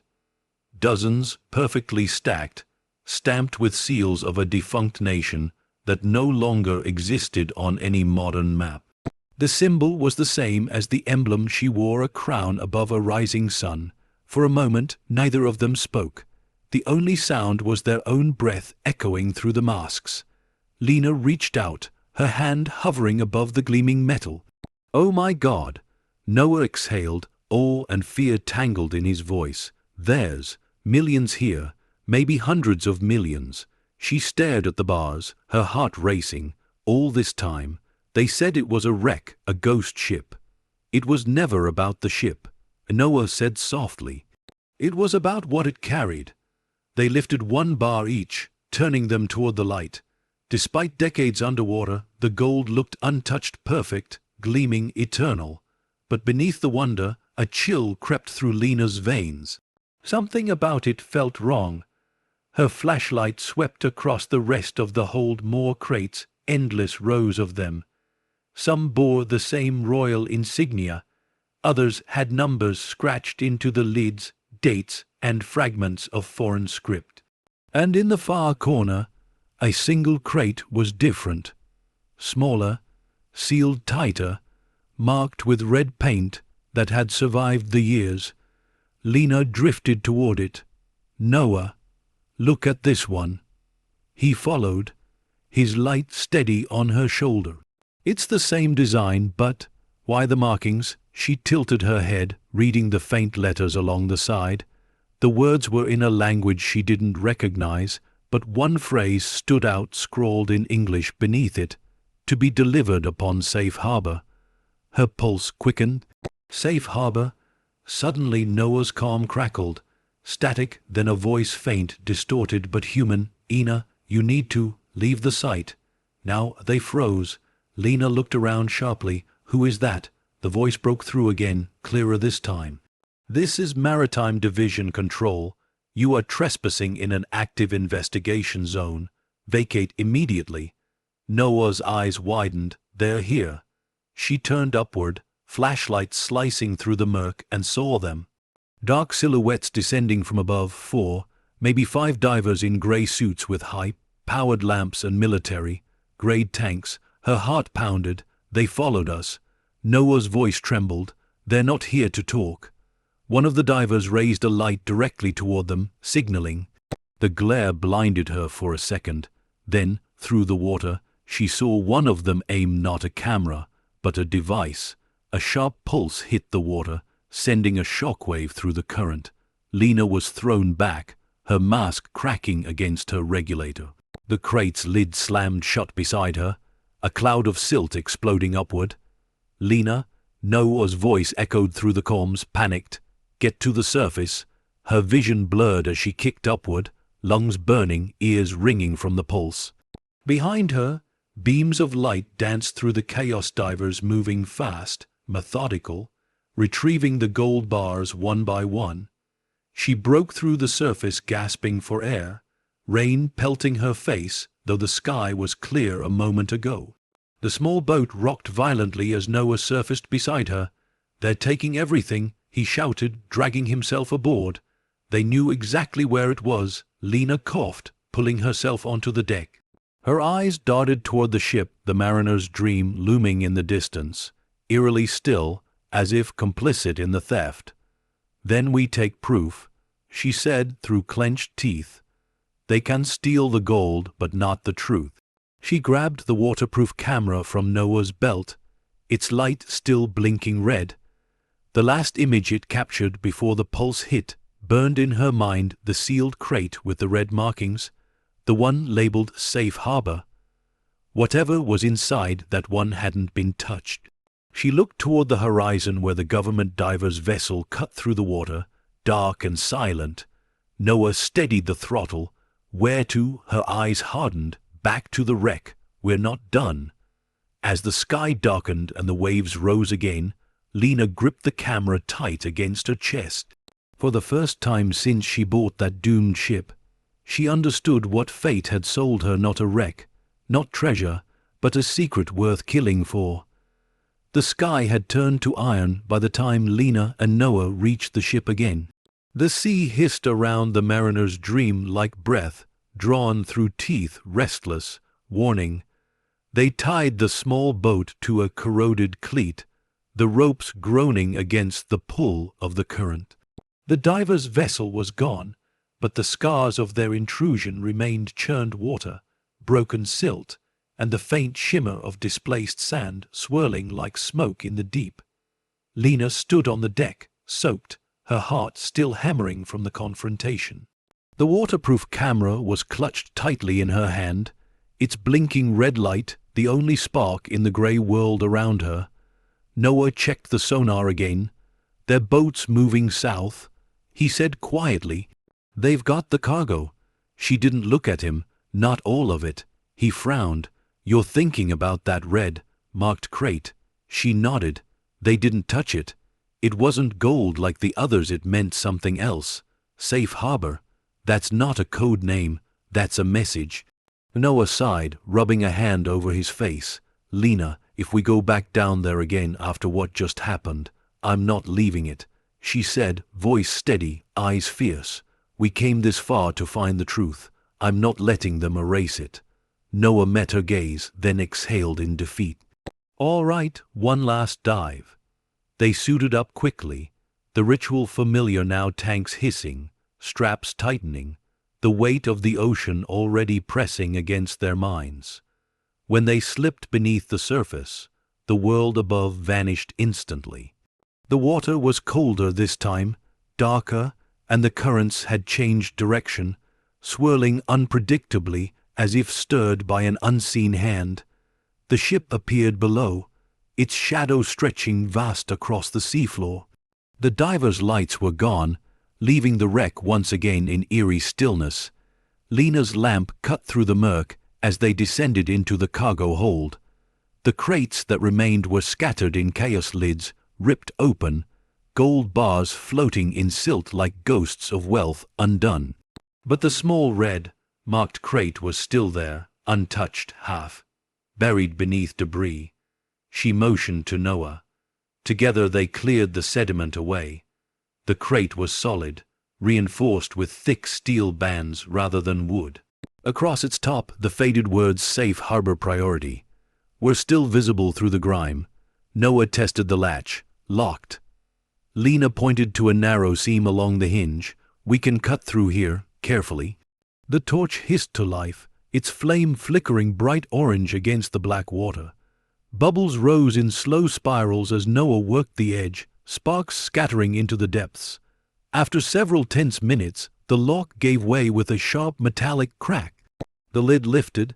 At first, they saw nothing but darkness inside a thick, viscous layer of silt. But when Lena brushed her glove across it, something metallic shimmered beneath the sludge. She reached in slowly, fingers closing around a rectangular object. When she pulled it free, her breath caught. It was a metal-bound journal, the captain's insignia etched across its corroded cover, identical to the name she'd seen in the ruined office above. H. Mallory. The edges were sealed in wax, preserved against the salt. She stared at it, unable to speak. Noah's voice came through her comms, hushed. "That's not cargo, that's a record." She nodded slowly. This is what they wanted buried." Her hands trembled as she brushed away the sediment from the cover. Faint letters were etched beneath the name "Manifest of Final Voyage." Her light caught another shape within the crate, smaller, delicate. She reached back inside and pulled out a velvet pouch, its threads still intact despite decades underwater. She untied it carefully, and from within, a locket floated out identical to the one she had found earlier, but engraved with different words on the back, "For the promise of light." Her heartbeat quickened. "There's more to this," she whispered. The gold wasn't just gold. It was meant for something. Before Noah could respond, a deep vibration rippled through the hull, the same low, resonant groan they'd felt before. The ship trembled around them. Dust and debris drifted upward like snow. "Lena," Noah warned, "we've got movement above us." She looked up. Through the cracked ceiling of the cargo bay, faint beams of light cut through the dark, not from divers, but from search drones gliding silently through the water. "They're scanning the wreck," he said. "We need to move." Lena clutched the journal to her chest. "I'm not leaving this behind." Noah grabbed her arm. "Then go." Now they kicked upward. weaving through corridors that moaned with pressure. As they swam past the ballroom's shattered windows, Lena glanced back one last time and froze. Through the swirling haze of silt, she saw movement deep in the hold below. Not human, not mechanical. A vast shadow, coiling and uncoiling like smoke given form, drifting through the open hatch they'd forced days earlier. It glowed faintly, gold and white, like light refracted through water. She blinked and it was gone. They broke through the surface seconds later, gasping for air. The search drones hovered above the waves, their red sensors scanning the wreck before retreating one by one toward the horizon. Whoever controlled them had seen enough. Noah pulled himself into the boat first, reaching for Lena. She climbed aboard, drenched, her hands trembling as she placed the journal gently on the deck between them. Neither spoke for a long time. The sea was calm again, but beneath the calm there was tension, the kind that waits before something breaks. Noah finally said, "You realize what that is, right? That's a manifest, a record of the cargo. If it lists what they were carrying, it could expose everything." Lena stared at the journal, her eyes wide and haunted. "Then we'll open it, we'll tell the world." He hesitated. "If we do that, we'll have people after us, real ones. Those men in gray, they won't stop." She met his gaze. "Then they'll have to chase me." She placed the journal into the waterproof case, sealing it tight. The air between them was charged a mix of triumph, disbelief, and something unspoken. Noah started the motor, steering them back toward shore. The wind picked up, carrying the distant sound of sirens from the mainland. The world was waking up to something it wasn't ready to see. Lena looked back at the ship one last time. The mariner's dream stood motionless, haloed by the faint light of dawn. For the first time, she didn't see it as a ghost, she saw it as a keeper of truth, patient and burdened. As the boat cut through the waves, she whispered under her breath, "You didn't sink by accident, did you?" A gust of wind brushed past her face, soft and cold, as though the sea itself had heard. By the time the harbor came into view, the first rays of sunlight struck the waterproof case beside her, glinting off the seal of the captain's journal, the manifest of the mariner's dream. And for the first time since her bid at that forgotten auction, Lena understood. She hadn't found treasure. She had found history's confession. By morning the storm had cleared, but the silence it left behind was worse than thunder. The harbor glistened under pale sunlight, every puddle reflecting a world that suddenly felt heavier, more dangerous. The mariner's dream drifted in the distance, calm again, as if nothing had happened. But Lena Torres knew better. She hadn't slept. The manifest, the captain's journal, lay on her kitchen table, still sealed in the waterproof casing. It sat there like a living thing, humming with consequence. Every time she looked at it, she felt the weight of unseen eyes. She had turned on her phone only once, long enough to see missed calls from unknown numbers and a single message with no name attached. "Stop digging. It's not yours to uncover." Her hands trembled as she deleted it, but the words stayed burned into her mind. Now, as dawn painted thin light across her apartment, she poured herself stale coffee and waited. She didn't know what for, only that something was coming. It didn't take long. A car engine idled outside. Tires crunched over gravel. Lena's heart began to hammer. A knock echoed through the apartment, not hurried, not polite, a deliberate rhythm. 3 knocks, a pause, then 2 more. She froze. The second knock was harder. "MS Torres," a voice called, calm, firm, male. "We need a moment of your time." Lena's pulse thundered in her ears. She looked at the journal. For a heartbeat, she considered hiding it, but she knew that would only make things worse. She cracked the door an inch. 2 men stood in the hallway. Gray suits, identical expressions, the kind of posture that came from years of authority. Their shoes were polished, even in the salt, heavy air of the coast. The older one smiled faintly. "Ms. Torres," he said, voice smooth as glass. "I'm Agent Cole. This is my associate, Agent Ward. We're with the Maritime Security Division. Mind if we come in?" She didn't move. "You were at the dock last night." Cole's smile didn't falter. "We were trying to prevent interference with an active recovery site." "Recovery?" Lena said sharply. "You mean theft?" The younger man, Ward, tilted his head slightly. "Those were sovereign assets, Ms. Torres. Classified property belonging to an international recovery initiative. You've trespassed on restricted ground." Her anger simmered. "That ship was auctioned. Legally. I have papers." "Papers," Cole said softly, "can be revoked. Mistakes happen."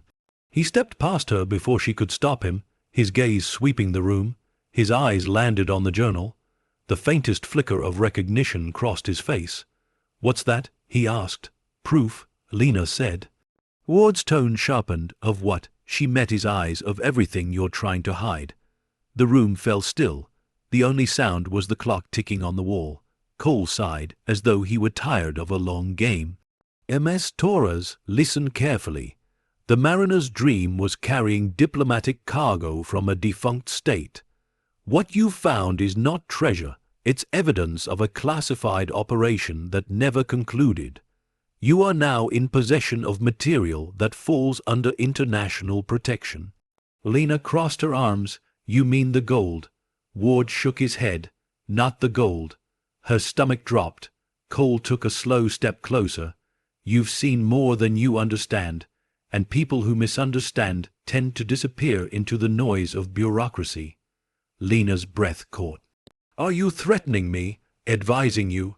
He said smoothly. "You've stumbled into something far older than politics. The smartest thing you can do is hand over the journal, delete whatever files you've made, and walk away." For a moment, no one moved. Then Lena turned and picked up the journal. "If it's just classified cargo," she said, her voice trembling, "then why are you afraid of what's inside this?" Cole's jaw tightened. "You don't want to open that." "Why not?" "Because truth," he said quietly, "is rarely the reward people think it is." The words hung in the air like smoke. Before Lena could respond, Ward's radio crackled. He lifted it to his ear, muttered something, then glanced at Cole. "We need to go. Now." Cole gave a small nod, his gaze lingering on her. "You've been warned, Ms. Torres." They turned and left as suddenly as they'd come. The sound of their car faded down the street until there was nothing left but the hum of her refrigerator and the pounding of her pulse. Lena locked the door and leaned against it, trying to catch her breath. Then she moved, quickly. She packed the journal, her laptop, and the waterproof camera into a duffel bag. She didn't know where she was going, only that staying here was no longer safe. By the time she reached the marina, the sun was already climbing. The air was bright, but the world felt dimmer. Noah was waiting beside the boat, his face tense. "You look like hell," he said softly. "Two men came to my door," she said, tossing the bag aboard. "They knew everything. They called it a classified recovery. They knew about the journal." He cursed under his breath. "Government, something pretending to be." She stared out across the water. "They said it wasn't about gold. They said it was about something else." Noah frowned. "Then we need to know what's in that journal." Lena nodded slowly. "We open it, but not here." They motored out toward open water, putting distance between themselves and the coast. The horizon shimmered with heat, and the sound of the engine filled the air. When they were far enough, Noah cut the throttle. The world fell silent, except for the soft lapping of waves against the hull. Lena pulled the journal from her bag. The metal binding was corroded but solid. She used a screwdriver to pry it open. The wax seal cracked, and a faint hiss escaped, as if air from another century had been waiting to exhale. Inside, the pages were astonishingly preserved. The first entries were written in tight, neat script, Captain Mallory's handwriting, dates, coordinates, notes about weather, crew morale, all routine, until the entries began to change. She read aloud softly, April 8, 1984, orders received to divert course, new coordinates classified, cargo sealed under supervision of foreign agents, crew not informed. She flipped the page. April 10, second storm in as many nights, cargo secured below deck. We are forbidden to inspect it. I am uneasy. They say we are carrying gold reserves for stabilization. It does not feel like gold. Another page. April 12, one crate began to hum tonight. Not sound, a vibration. The metal sweats in salt water. Crew complains of headaches. The agents will not let us near the lower hold. Lena's voice faltered. Her throat tightened. Noah looked at her. Keep going. She turned to the final entry, smudged but legible. April 14, they ordered the hatch sealed, said we must contain the resonance. The ship will not make landfall. God forgive us for what we are burying. The last line was scrawled so violently it tore the paper. It must never surface. Lena's hands shook. She looked up at Noah. It wasn't just gold, whatever they were transporting. It was something alive. The wind picked up, chilling her through the damp air. The sea beneath them felt different now, darker, pulsing faintly with a rhythm that matched her heartbeat. Noah whispered, then whoever those men were, they're not here to recover it, they're here to contain it. Lena stared at the horizon, the mariner's dream faintly visible through the shimmer of heat and haze. Contain it, she murmured, or protect it. The sea answered with a low rumble, far below the surface, as if something ancient was shifting in its sleep. As the sun dipped lower, the waves grew restless once more, and Lena realized the truth she could no longer ignore. She hadn't uncovered a secret of the past, she had disturbed something that was still awake. The sun sank behind the horizon, bleeding red into the waves.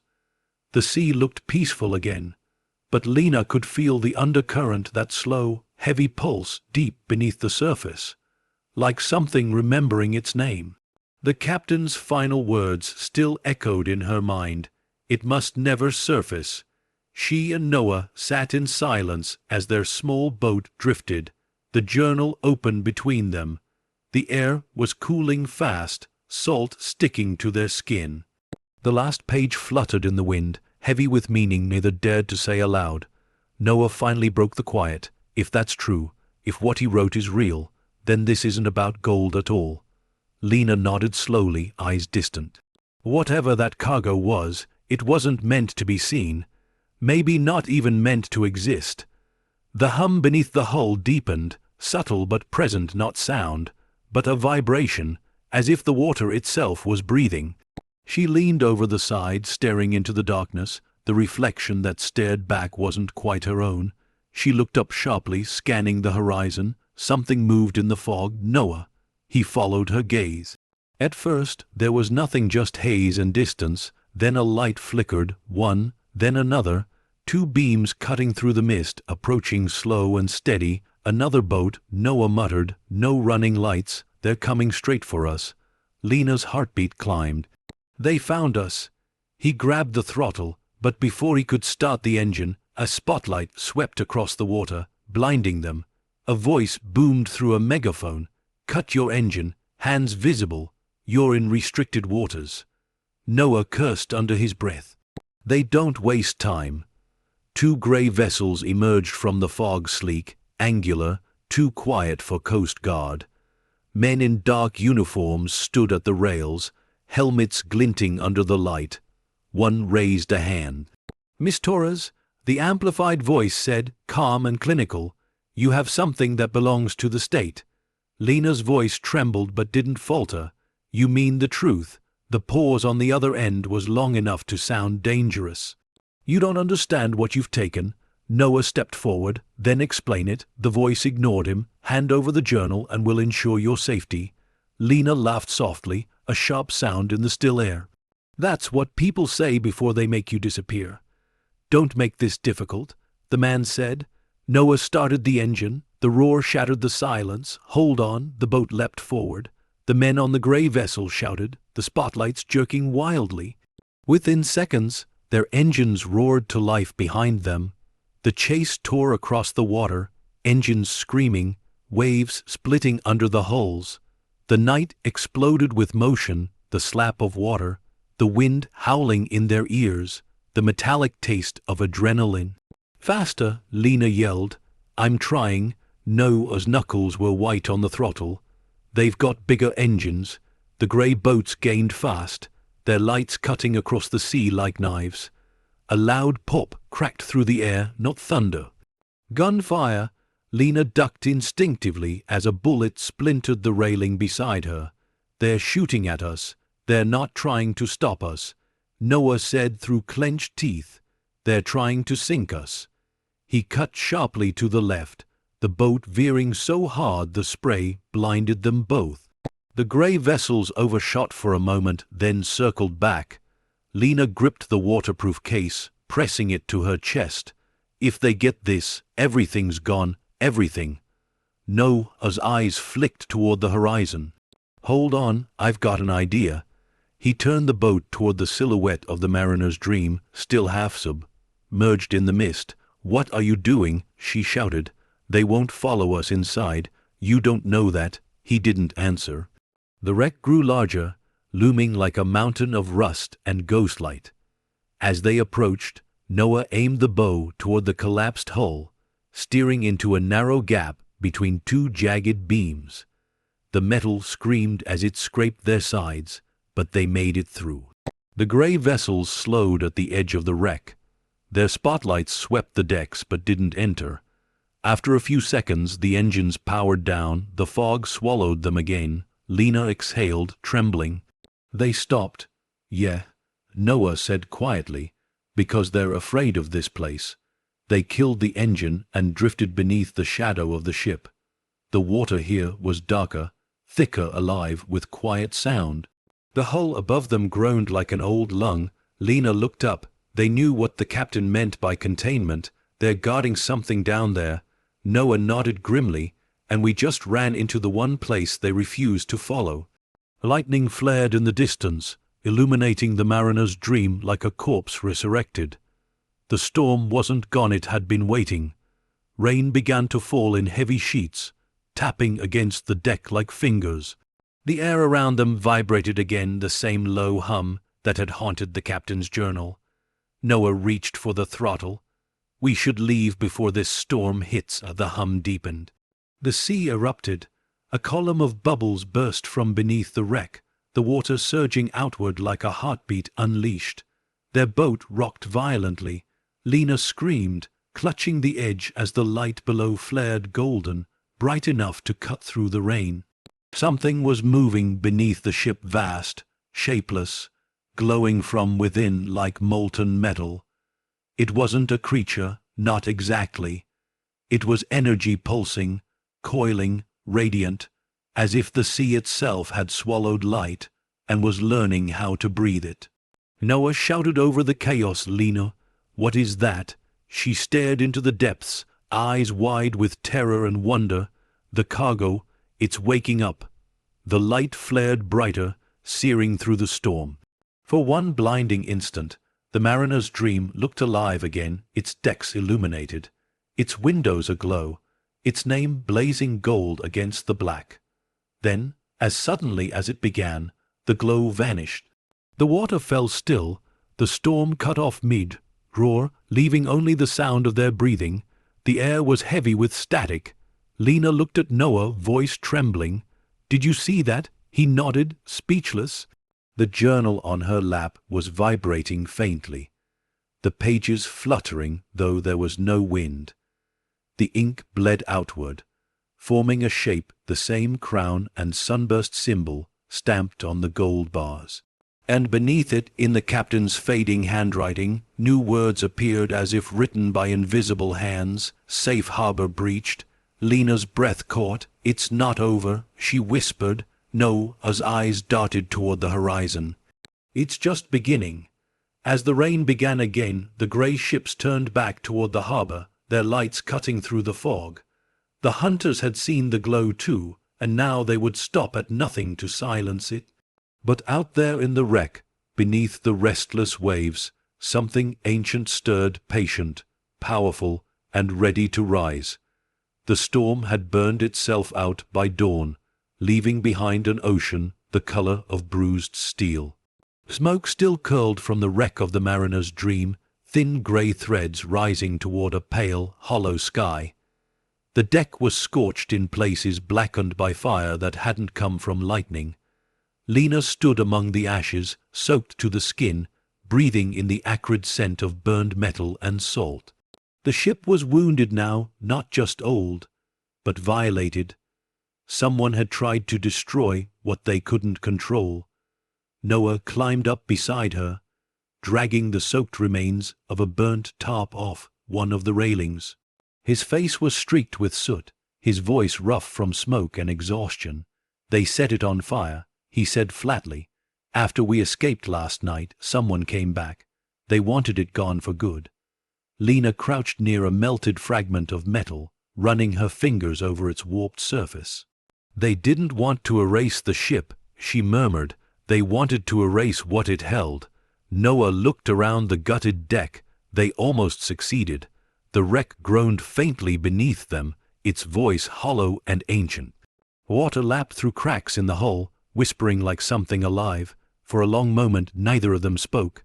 Then Lena lifted her gaze toward the horizon. "We still have the journal. We still have proof." Noah shook his head. "Proof of what exactly? That a dead ship carried gold, that it glowed. No one will believe us. The footage, the sonar, everything's gone. Those men took it." Her hands clenched at her sides. "Then we find something they couldn't destroy." They began searching the wreck methodically, section by section. The fire had consumed most of the upper deck's melted railings, collapsed cabins, the ballroom nothing but a skeleton of char and glass. But deeper down, where the water had smothered the flames, there was still something left to find. Lena led the way with a flashlight, her boots splashing through ankle. Deep water. The walls around them were streaked black, every surface smelling of soot and oil. Occasionally, a burst of sunlight filtered through the cracks above, painting the corridors gold for an instant before fading again. The silence pressed close, broken only by the distant drip of water and the faint creak of shifting steel. It was like walking through the ribs of a giant that had once been alive. In the remains of what had once been the captain's quarters, they found something half buried under debris, a rusted box, its hinges fused shut, but its surface engraved with the same crown and sunburst emblem. Lena's breath quickened. "Another one," she whispered. Noah knelt beside her. "It's smaller than the others, maybe personal." They pried it open with a metal rod.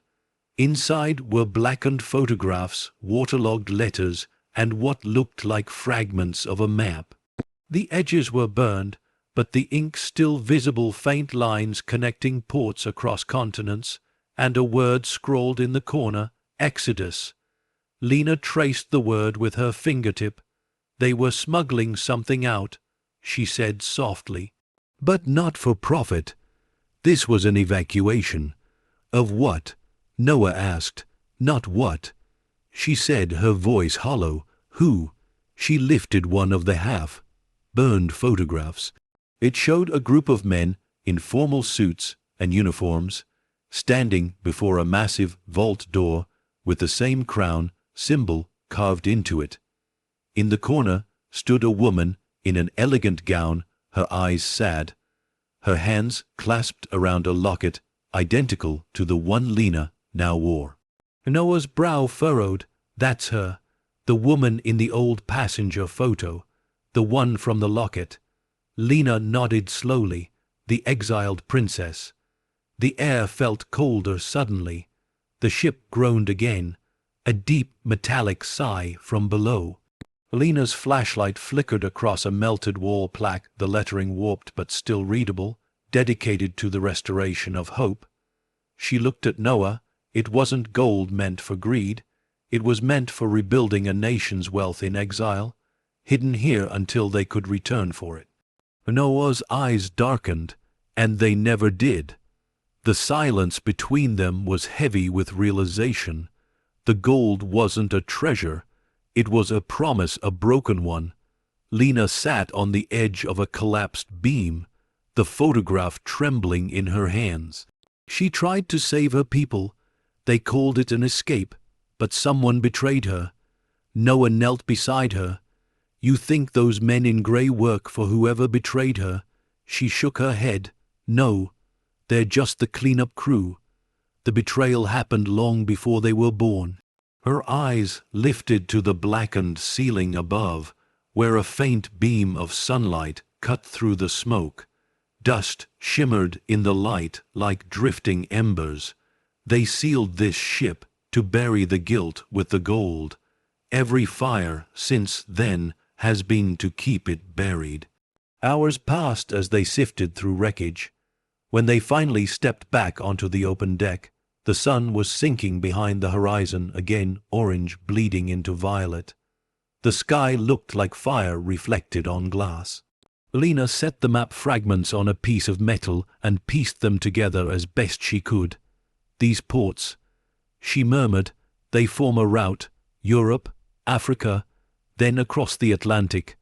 The mariner's dream was supposed to make one more stop before it sank a harbor that was never recorded. Noah studied the faded lines. There's a mark near the end.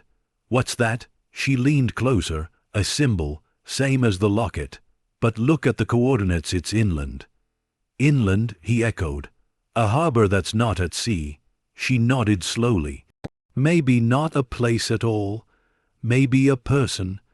Before he could respond, a sharp metallic clang echoed from below deck, loud, sudden, deliberate. Noah turned. What was that? Lena's pulse spiked. We're not alone. They crept back toward the stairwell, every step cautious. The corridor below was shrouded in smoke and shadow, the air thick with salt and burnt metal. Another sound, a splash, then a low scrape of something heavy being dragged. Noah whispered, maybe debris settling. A voice cut through the dark. Low, male, close. You shouldn't have come back. The beam of a flashlight snapped on, cutting across the corridor. 3 figures stood in the haze, men in grey coats, soaked and armed. Their expressions were cold, unblinking. Cole stepped forward, his shoes crunching on the wet deck. I told you to walk away, MS Torres. Lena's breath caught. You burned the ship. He didn't deny it. Containment failed. We had to make sure nothing remained. Nothing, she spat. You tried to destroy history. Cole's gaze was calm, almost pitying. History isn't the problem, memory is. He nodded once to the man beside him. Take it. Noah stepped in front of her. You'll have to go through me first. Cole's expression hardened. That can't be arranged. Before any of them could move, a deep groan rose from beneath the hull, louder, longer than before. The floor trembled under their feet. One of the grey-coated men stumbled, clutching the railing. What the hell? The ship shuddered violently. The air filled with a low, rhythmic rumble like a heartbeat in the metal. Then, from somewhere below, a faint golden light seeped upward through the cracks in the deck. Lena's eyes widened. It's still alive. Cole turned toward the light, his composure finally breaking. No, it can't be. The glow intensified, flooding the corridor, swallowing their shadows, and for the first time, Lena saw fear in his eyes. As the ship trembled beneath them, the gold they'd once thought lifeless began to hum, a sound like breath drawn through centuries. The fire hadn't killed the secret. It had only awakened it. The glow spread through the floor like veins of molten sunlight, creeping between the cracks of the charred deck. Every inch of the mariner's dream seemed to pulse in time with the sound that now filled the air. Low, resonant, alive. Lena stumbled back, shielding her eyes from the light. What's happening? Noah grabbed her arm, pulling her toward the stairwell. We have to move, now. But the men in gray didn't move. Cole stood transfixed, his face illuminated in gold. The reflection in his eyes wasn't fear anymore. It was awe. It's reacting, he whispered. All these years, it still responds to proximity. Responds, Lena snapped. To what? Cole turned toward her slowly. To the ones who opened it. The deck shuddered violently, the air filled with a sound like tearing metal and rushing water. A plume of steam exploded from the lower hold, carrying with it the smell of burnt salt and electricity. Lena covered her mouth. The hatch, Noah shouted. It's breaking open. A section of the floor split apart, spraying splinters and embers. The golden light intensified, flooding upward in thick, fluid rays that moved as if they were alive. The men in gray scattered. One slipped and fell into the opening, his scream cut short by the crash of water below. Cole lunged forward, grabbing the railing as the deck tilted. Seal it, get it contained, but it was too late. The gold wasn't metal anymore.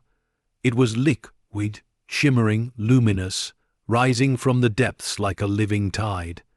It spilled across the deck in glowing streams, curling around the debris, reflecting the fire's remains. Lena froze.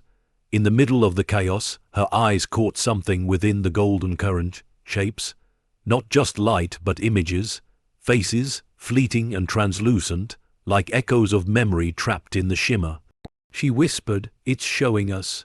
Noah turned to her, showing us what? The past. The golden tide shifted again, and for a brief, surreal moment, the world changed.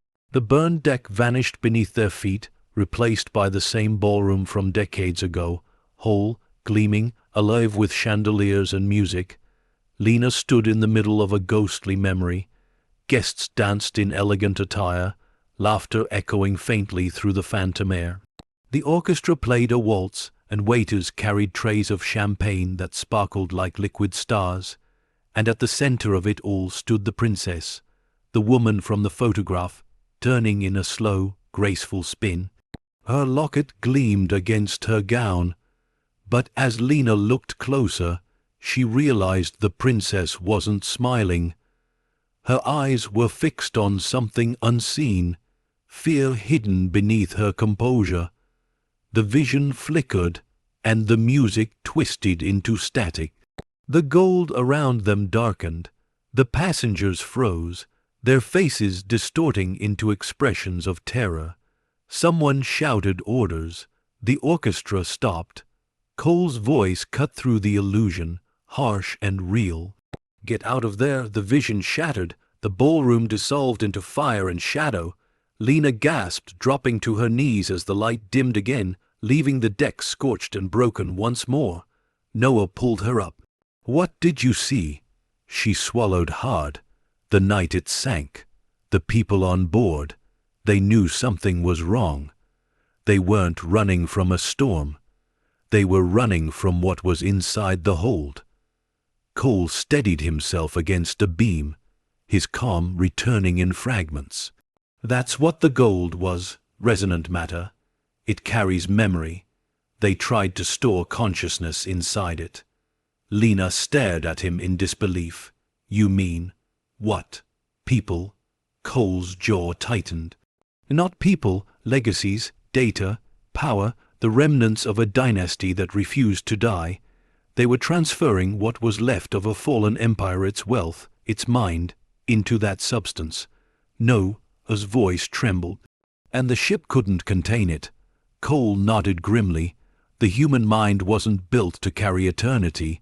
The resonance overwhelmed the ship's core systems, triggered instability in the hull. They sealed it to prevent contamination. Lena shook her head slowly, the horror dawning in her eyes.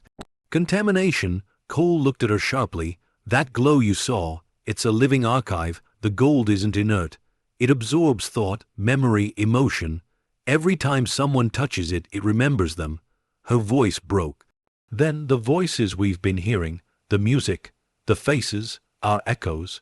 Cole finished quietly, ghosts made of memory. For a long moment, the only sound was the gentle hum of the ship breathing beneath them. The golden light pulsed once more, softer this time, as if listening. Lena stepped closer to the fissure in the deck, peering down at the shimmering depths below.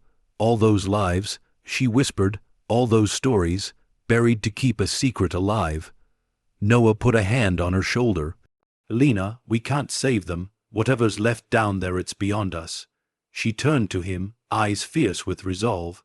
Maybe we can't save them, but we can make sure they're heard. Cole stepped forward, his expression unreadable. You doom yourself for a truth no one will believe. Lena looked at him, the light from the fissure reflecting in her eyes. It's not about being believed. It's about what's right. The ship groaned again, louder now, the sound echoing like thunder beneath the waves. Cole glanced toward the stern. The structure's failing. We need to move before it takes us with it. Noah grabbed the bag with the captain's journal, stuffing the burned photos and map fragments inside. Let's go. They ran across the collapsing deck as the golden fissure widened behind them, swallowing beams and debris in its molten light. Sparks flew through the air, and water surged up through the cracks. Cole climbed onto the railing, signaling to his remaining men on a nearby boat. Get her aboard. Lena hesitated, looking back at the fissure one last time. The glow had dimmed to a soft, rhythmic pulse, like a heartbeat fading into sleep. She felt tears sting her eyes. They weren't trying to keep it buried. She whispered. They were trying to protect it. Noah pulled her toward the edge. Lena, come on. She climbed over the railing just as the deck gave way behind them. The wreck groaned one final time before collapsing inward, the sea swallowing the golden light completely. They hit the water hard. The cold was shocking, numbing. Through the rippling blur, Lena saw the ship descending slowly into darkness, the last traces of light vanishing beneath the waves.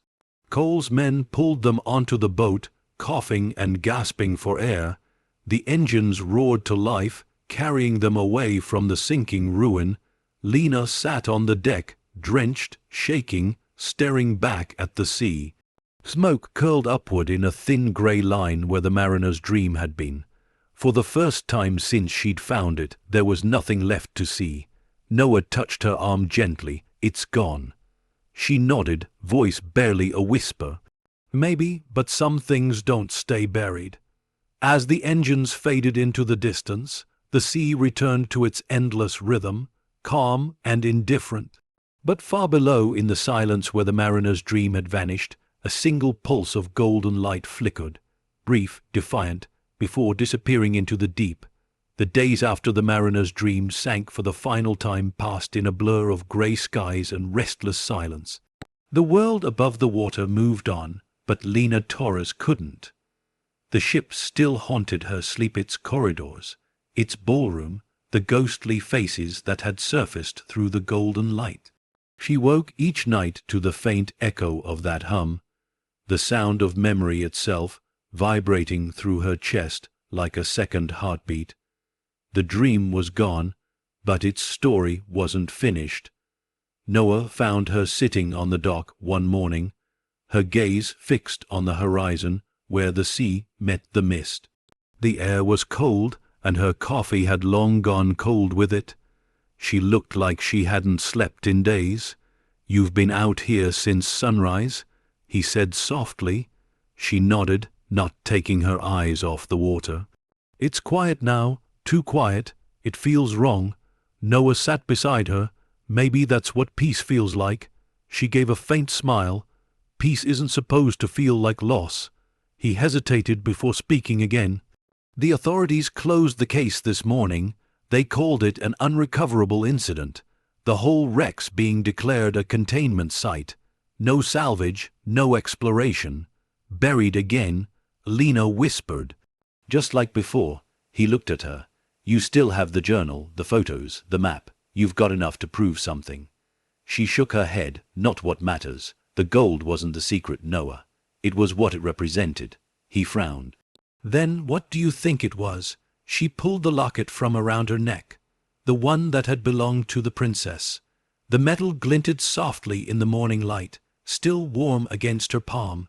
She turned it over and traced the engraving on the back for the promise of light. I think, she said quietly, it was a message someone never got to deliver. 2 days later, Lena was driving through the winding streets of an old coastal town hundreds of miles away. The journal had led her here, a name buried in one of the letters found in the captain's quarters, Amara Voss.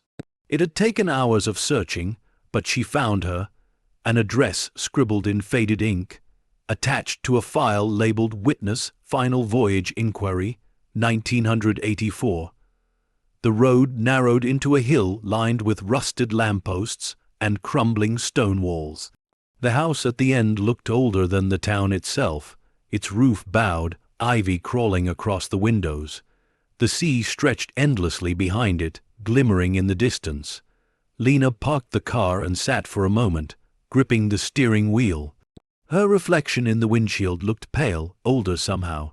She'd seen too much to be the woman who had raised her hand at that auction months ago. When she finally knocked, the door opened after a long pause. An elderly woman stood there, thin and sharp-eyed, her silver hair pulled into a neat braid. Her gaze lingered on Lena's face for a moment before drifting down to the locket hanging around her neck. "You have her eyes," the woman said softly. Lena blinked. "I'm sorry." The woman stepped aside. "Come in, child. I've been waiting for someone to bring that back." The inside of the house smelled of salt and paper. Books stacked in every corner, old photographs lining the walls. The light filtering through the lace curtains painted everything in a soft golden haze. Lena followed her into a small sitting room overlooking the sea. The woman sank into an armchair and gestured for Lena to sit across from her. "My name is Amara," she said. "I was the princess's lady, in waiting, the last person to see her alive."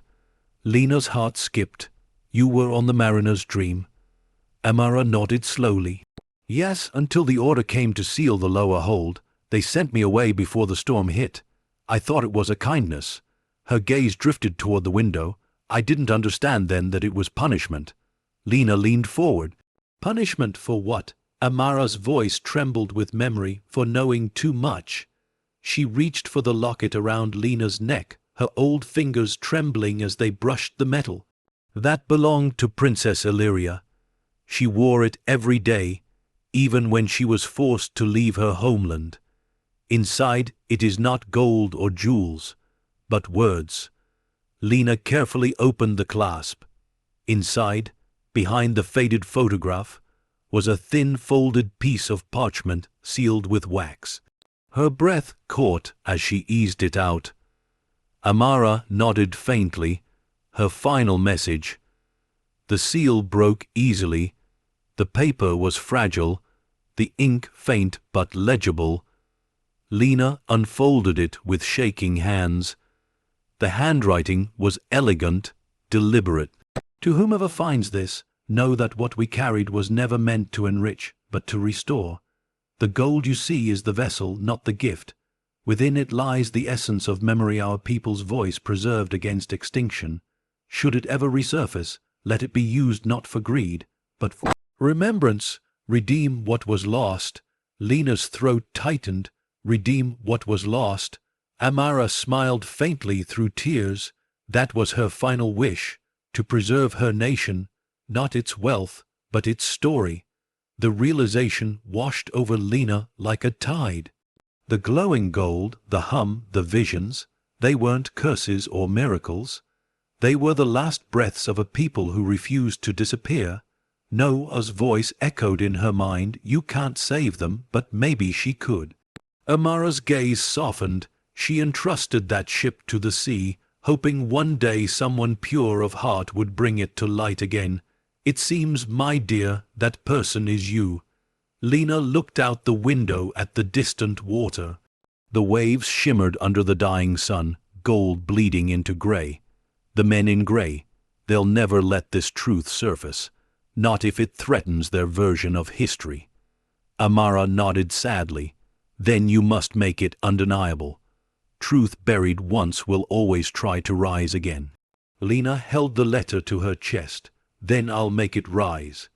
That night, as she stood alone by the shoreline, the wind howled through the cliffs, and the moon turned the waves to silver. She knelt in the sand, holding the locket, the journal, and the letter, the last threads of a story drowned in lies. She whispered into the wind, "You tried to redeem what was lost. I'll finish it for you."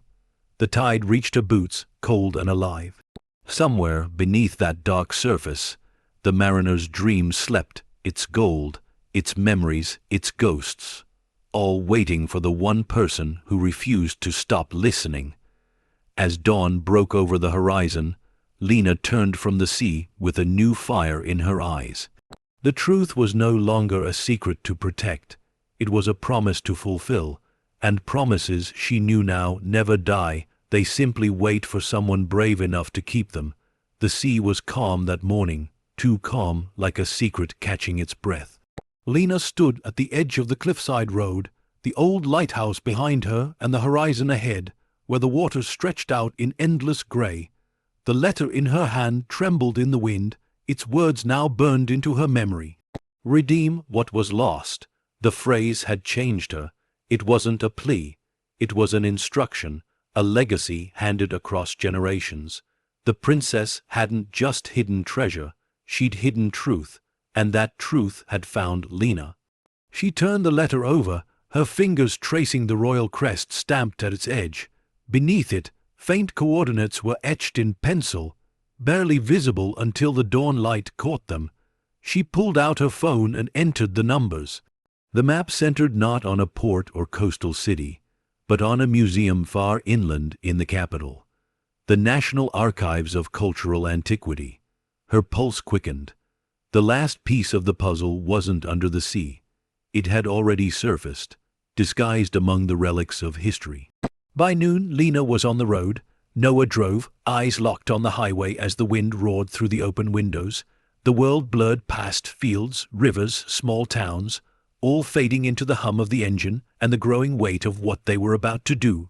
He finally broke the silence. "So, let me get this straight. You think the princess sent part of the cargo here, to a museum?" Lena nodded.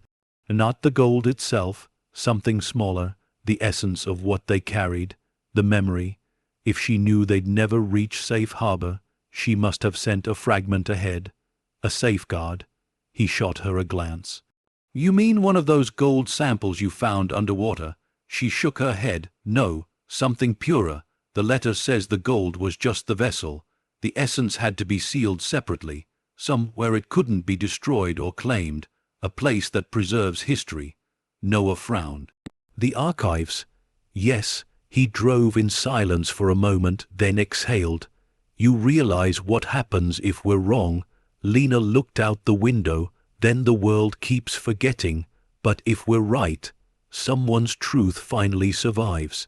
The museum loomed against the city skyline by dusk, a fortress of glass and marble built to honor memory, yet owned by institutions that buried more than they revealed. Its doors closed to the public hours ago, but the guards at the entrance were distracted by a flurry of VIP arrivals. A private event glittered inside, reporters, donors, and diplomats walking beneath banners that read "Legacy of Nations, Treasures of the Old World." Lena stared through the crowd. That's not irony, that's fate. Noah adjusted the strap of his camera bag, where the captain's journal and the locket were hidden. "You really think what we're looking for is in there?" She nodded. "And I think they don't know what they're showing off." They slipped inside with the press group, blending into the flow of camera flashes and quiet conversations. The air was perfumed with money and ambition. The exhibit halls were filled with artifacts, crown jewels, relics of fallen empires, gold coins under glass. But none of it mattered. Lena's eyes darted between the plaques until one stopped her cold. Recovered maritime artifacts, the Mariner's Dream Expedition, 1984. Her stomach dropped. There it was, the ship's name. She moved closer, her pulse thundering. Inside the glass case sat a single, gleaming object, a small golden sphere, smooth and unblemished, no bigger than an apple. The label read, "Presumed ceremonial orb from the royal Sun dynasty. Provenance unknown." Lena whispered, "It's one of them." Noah lifted his camera, snapping a quick photo.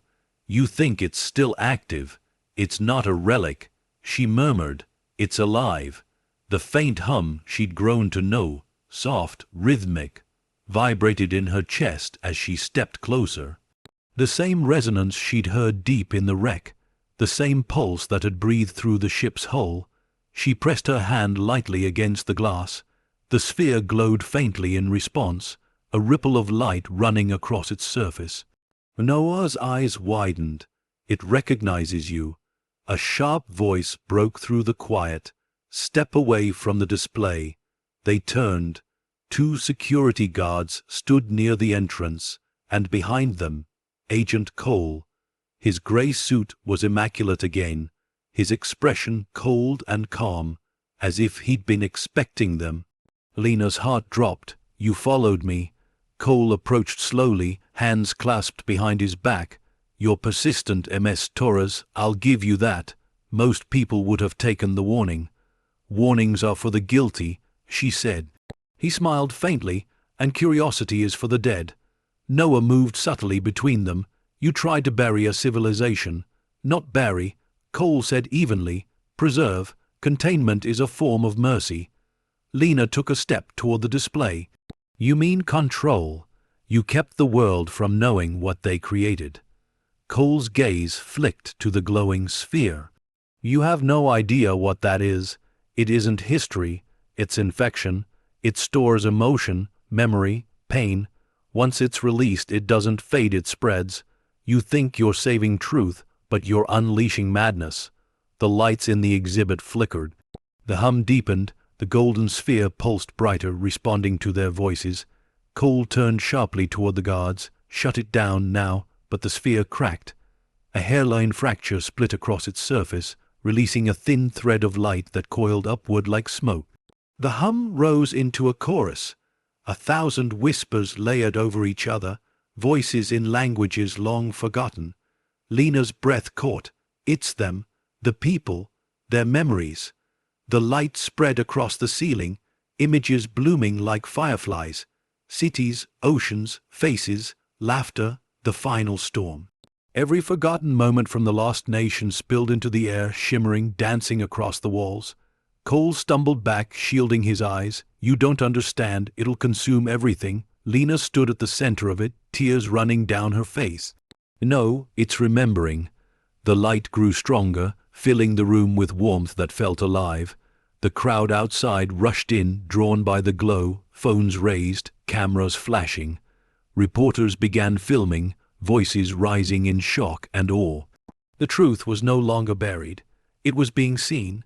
Lena turned to Cole, who stood frozen in the doorway, powerless for the first time.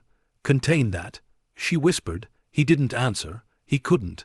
Hours later, the museum was surrounded by media vans and flashing lights. Scientists were already analyzing the phenomenon. Officials argued on live television about its origin. And somewhere amid it all, Lena slipped quietly into the night, her locket glinting softly against her chest. Noah followed a few steps behind, still carrying the journal. "You realize you just unleashed something the world can't put back in a box, right?" She smiled faintly. "Good. Maybe now it'll stop pretending the box doesn't exist." They reached the car as the first rays of dawn lit the horizon. The air smelled of rain and change. Lena looked back one last time at the glowing museum in the distance. She wanted redemption.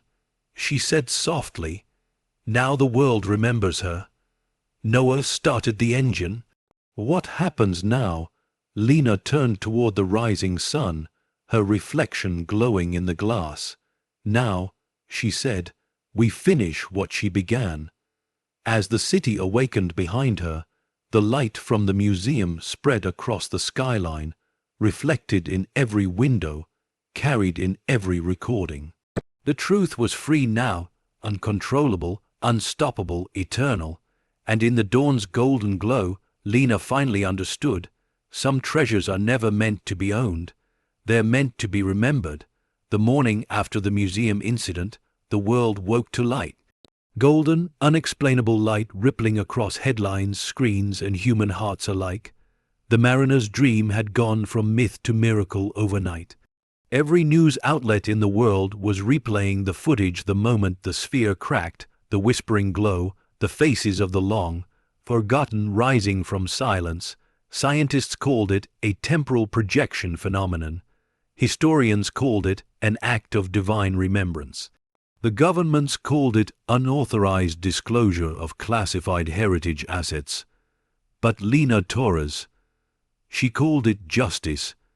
She sat on the steps of a quiet pier, the same one where it all began, her hands wrapped around a paper cup of cold coffee. The locket rested in her palm, warm from the sunlight. Its engraving for the promise of light now seemed more like prophecy than poetry. Behind her, the harbor buzzed with activity. Reporters, tourists, and officials setting up new perimeter fences where the mariner's dream had once rested. The sea itself seemed restless, shimmering as if alive, as if the ship's memory had seeped into the tide. Footsteps approached from behind. "You're everywhere," Noah said softly. "The woman who woke the dead." Lena smiled faintly without looking up. "I didn't wake them. I just stopped pretending they were gone." He sat beside her, resting his elbows on his knees. "You realize what you've done, right? Every government that ever tried to erase that dynasty is panicking. The world's rewriting its history books." "Good," she said quietly. "It's about time someone rewrote them honestly." Noah looked at her, his expression torn between pride and worry. "They won't forgive you, Lena, not for this." She turned the locket over in her hand. Forgiveness was never the point. The wind swept through the harbor, cold and sharp, carrying the scent of the sea. Far out in the water, divers and drones combed the depths for what was left of the wreck. But Lena knew they would never find it all. Some stories didn't stay in one place once freed. Noah broke the silence. "You still have the journal." She nodded. "It's safe for now." "You're going to publish it?" She looked up at him, the sunlight reflecting in her eyes. "Wouldn't you?" He exhaled slowly. "I would, if I didn't know what it would cost." By afternoon, the museum steps were a battlefield of ideologies. Protesters shouted beneath banners of "Truth belongs to all," while officials in pressed suits gave statements about heritage security and controlled transparency. Lena stood across the street, watching as news crews swarmed the gates. Noah's voice echoed beside her. "They're building their own version of your story before you can tell it." She clenched her fists. "Then I'll tell mine louder." He shook his head. "You don't understand. If you release the journal, it won't be about truth anymore. It'll be about power. Every country that touched the dynasty's shadow will want a piece of it." Lena's jaw tightened. "So I'm supposed to hand it back to them? To the same people who burned that ship?" "No," he said softly. "You're supposed to protect what they can't handle." She turned away, walking toward the waterfront. The princess didn't die for her story to be hidden again. Noah followed. The princess died trying to keep that story from destroying the living. The words hit her like a wave. She stopped. For a moment, neither spoke. The world around them blurred, the noise, the cameras, the chaos fading into the sound of the sea. Finally, Lena said quietly, "If we hide it again, nothing changes. They'll just keep burying what doesn't serve them. And if you give it to them," Noah replied, "they'll twist it until it's unrecognizable. You'll become the villain in their version." Lena looked out at the horizon, the sunlight dancing on the waves like fragments of the mariner's dreams, lost light. Maybe truth doesn't need a hero, she whispered. Maybe it just needs someone who won't sell it. That night, the rain returned soft, steady, cleansing. Lena sat at her small kitchen table, the captain's journal open before her. Each page carried the weight of every decision made aboard that cursed ship. The lies, the fear, the desperate hope to protect something sacred. Her phone vibrated beside her, messages flooding in from journalists, publishers, universities. Exclusive rights, documentary deal, global exposure. She stared at them until the screen dimmed. No, as words still echoed in her mind. They'll twist it until it's unrecognizable. She turned another page in the journal. The ink was fading now, but one line caught the light, a sentence she hadn't noticed before, written in the captain's final, shaky handwriting. Truth is not the possession of the brave, it is the burden of the honest. Her hand trembled slightly as she traced the words. The choice was clear. She packed the journal into a waterproof case, sealed it, and placed it in the same duffel bag she'd carried the first day she stepped onto the ship. Then she reached for her laptop. The cursor blinked on a blank document. Subject line, "The Manifest of the Mariner's Dream, a Public Record." Her fingers hovered over the keys, hesitating only once before she began to type. "I am not a historian nor a hero. I am a witness. The truth you're about to read does not belong to me. It belongs to those who were silenced by the sea, and those who were silenced by power." She wrote for hours, not like a writer, but like someone confessing. The words poured out in waves: the auction, the discovery, the dives, the fire, the men in grey, the journal, and finally, the truth of the princess's mission. When she finished, her hands ached, her eyes burned, and dawn was breaking outside her window. She uploaded the file to every outlet she could find: independent news servers, historical forums, encrypted databases. And then, in one final act, she attached the scanned pages of the captain's journal, every word, every coordinate, every warning. Her finger hovered over the send button. This was it, the point of no return. She whispered to the empty room, "You said to redeem what was lost. I hope this is what you meant." And then she pressed send. As the sun rose over the sleeping city, Lena stepped outside. The wind was cool, carrying the faint scent of the sea. She watched the sky turn gold, the same gold that once glowed from beneath the waves. Her phone buzzed again, notifications, hundreds of them. The truth was spreading faster than anyone could stop it. Noah's message appeared last. "You did it, didn't you?" Lena typed back, fingers steady. "No, we did." She slipped the phone into her pocket and looked out over the horizon one last time. The sea was calm again, but she knew now that calm didn't mean silence, it meant balance. The truth was finally free. As the morning light rippled across the water, the world began to awaken to a new kind of dawn, one not born from greed or gold, but from the courage to tell the truth. And somewhere deep beneath the waves, where the mariner's dream once slept, a faint golden pulse flickered, not a warning this time, but a thank you. The world erupted. By noon, every major network was repeating Lena Torres's broadcaster name, flashing across headlines, her voice echoing through studios, her story dissected by experts who hadn't known she existed 2 days before. The truth she had released: the captain's journal, the princess's letter, the entire mariner's dream manifest had spread faster than the authorities could contain it. Governments issued statements of denial. Academics called it a historical revelation of immeasurable consequence. And people, ordinary people, lit candles by the sea, whispering the names of a dynasty that history had tried to erase. But not everyone was lighting candles. That night, as the city glowed with the hum of global chaos, Lena's apartment fell into darkness. The power cut out without warning. The air turned still. Her laptop screen went black mid-interview request. Then a single knock at the door. 3 taps, a pause, then 2 more. Her breath caught that rhythm again.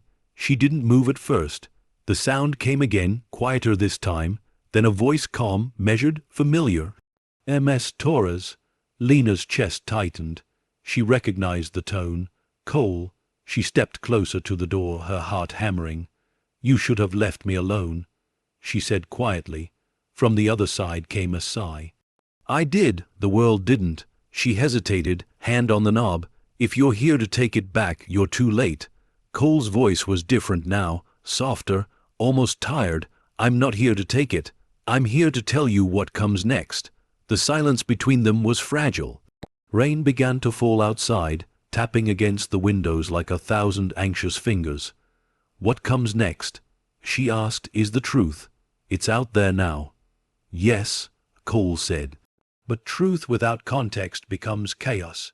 You've forced the world to confront a wound it doesn't understand. You think they'll rebuild. No, they'll fight over it." She clenched her fists. "Then let them. At least they'll be fighting over something real."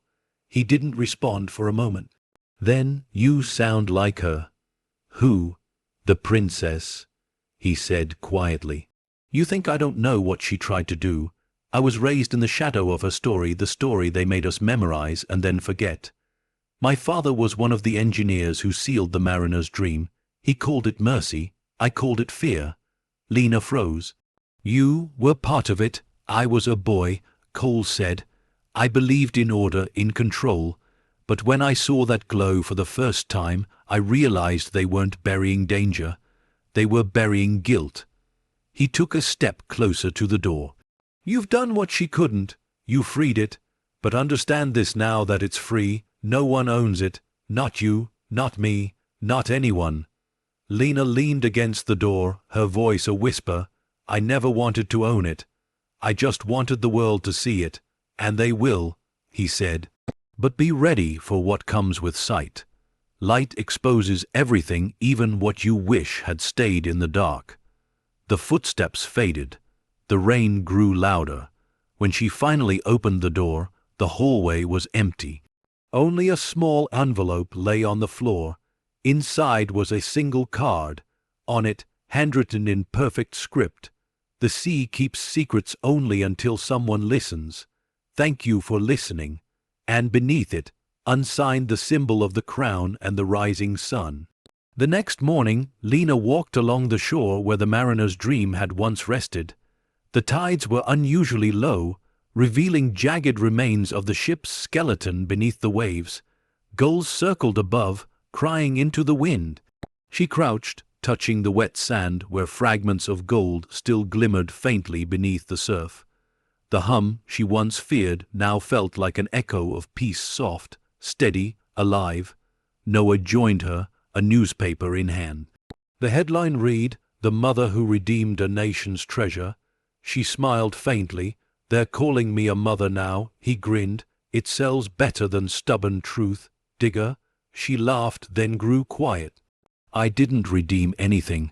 I just told their story." Noah looked at the gold fragment in her hand. "That's what redemption is."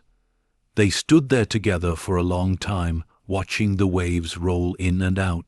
The sea felt different now, not menacing, not mysterious, but forgiven.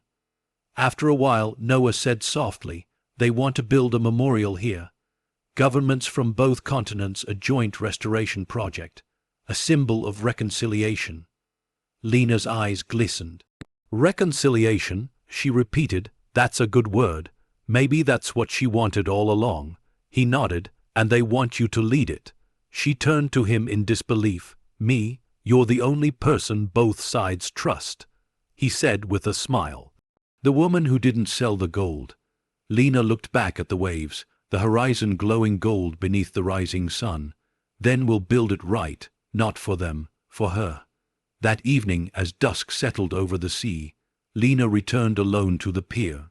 The world had shifted, governments negotiating, historians rewriting, people remembering. But for her it was simpler.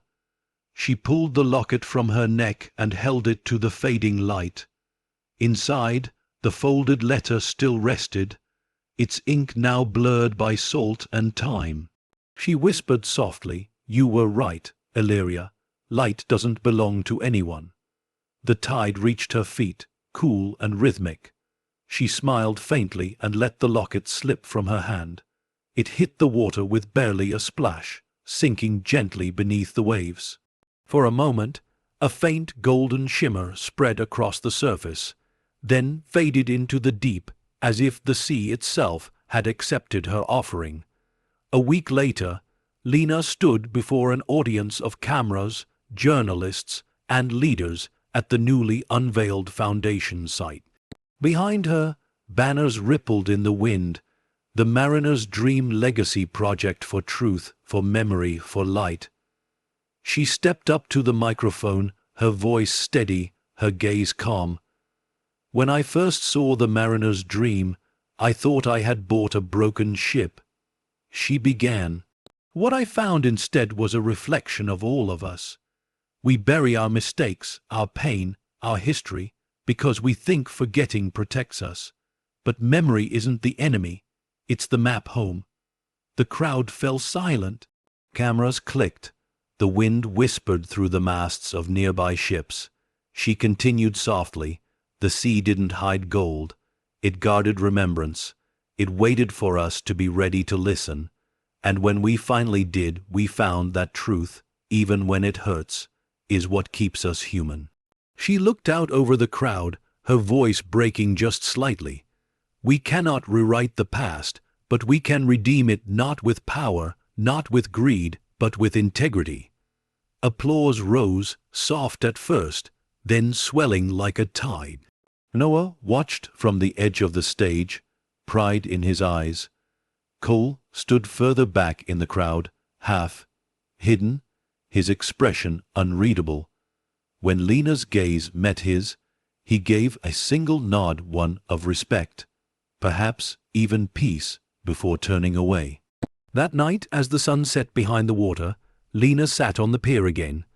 The harbor lights shimmered across the calm waves, and for the first time since the day of the auction, she felt stillness. The wind carried faint echoes from the horizon, laughter, music, the distant toll of a ship's bell. It might have been imagination or memory or both. She smiled to herself, "You're finally free." A single tear slipped down her cheek, not of sorrow, but of gratitude. As the stars blinked alive above the sleeping sea, the last remnants of the Mariner's Dream glowed faintly beneath the surface, not a curse, not a secret, but a heartbeat, a promise kept. A dream redeemed. The ocean was restless again. Not with storms this time, but with movement, with machines, with men. 2 weeks had passed since Lena Torres had given the world its truth. 2 weeks since gold had turned into memory and history into war. The revelation had torn the world open wider than she ever imagined. Governments that once denied the ship's existence were now fighting over its remains. The Mariner's Dream had become a symbol not of wealth, but of ownership. And ownership, Lena realized, was the last illusion humanity refused to let sink. From her perch on the cliff overlooking the excavation zone, she could see it all. Dozens of corporate salvage rigs anchored in the bay, their cranes stabbing at the sea like needles. Security vessels patrolled in circles, marked with the logos of multinational companies claiming preservation rights. Helicopters thudded overhead, kicking up whirlwinds of spray. The world had come not to honor the dead, but to strip their grave bare again. Beside her, Noah adjusted the camera drone's lens. The live feed streamed directly to millions watching online. "They started the descent 2 hours ago," he said, eyes fixed on the tablet screen. "They've already pulled up 2 crates, both filled with gold. The crowd's eating it up." Lena's jaw tightened. That gold doesn't belong to them. It belongs to the world. It belongs to truth. Noah glanced up at her. "You released the story, Lena. You made them aware. But awareness isn't control. You can't fight the whole world." She stared down at the ships. "Then I'll remind them why this started." The radio on her belt crackled to life. "Dr. Torres, This is Captain Ruiz from the International Salvage Authority. You're in restricted airspace. Please vacate the area. Lena lifted the receiver. Restricted? By whose authority? Static, then. By those who pay for order, Doctor. Stand down. She turned the radio off. Order. She muttered. That's what they call theft now. Noah hesitated. If you go down there, I'm not asking permission. She walked toward the cliff's edge, wind ripping through her hair, the sea below roaring with its endless, indifferent rhythm. For a moment, she thought she heard it again, that low hum beneath the waves. Faint, familiar, alive, she whispered into the wind, "They're not gone yet." An hour later, Lena and Noah were back on their small research vessel, the same one they had used when it all began. The deck was cluttered with sonar screens, camera rigs, and power cells. The engines rumbled beneath their feet like a heartbeat ready for war. Noah checked the pressure gauges. You realize what happens if we interfere, right? They'll call it sabotage. Lena locked her oxygen tank in place. Let them. The only thing more dangerous than the truth is what happens when people twist it. He sighed. You really are your own storm. She smiled faintly, slipping on her dive mask. Then let's make waves. The sea swallowed her with a hiss. Cold, black, alive. As she descended, the world above vanished, replaced by a cathedral of silence. The deeper she went, the more the light dimmed until the glow of her headlamp became the only sun in a vast underwater night. The salvage drones loomed ahead, metallic beasts with claws and searchlights, tearing through the wreck's remains. Cables pulsed with light, illuminating the twisted ribs of the ship that had once carried hope. Through her earpiece, Noah's voice came through. I'm tracking you on sonar. They've got 4 drones active near the lower hold. Don't get close. I'm not here to stop them, she said, just to remind them who they're stealing from. She swam lower, careful and deliberate. The water thickened with silt, swirling around her in golden haze. Beneath her, the ruins of the ballroom appeared, the same one she had seen in visions, now collapsed and skeletal. But something was different. The gold that had once shimmered faintly within the cracks of the ship was glowing again, soft, rhythmic, pulsing. Lena froze. Noah, do you see this? Static. Then his voice, faint. I'm getting interference. Is that? The sound cut off. The hum deepened. Her light flickered, then stabilized. She turned and saw movement. The silt was rising, forming shapes, faces, flashes of motion. The same golden echoes that had appeared before memory made visible. The ghosts of the mariner's dream had awakened.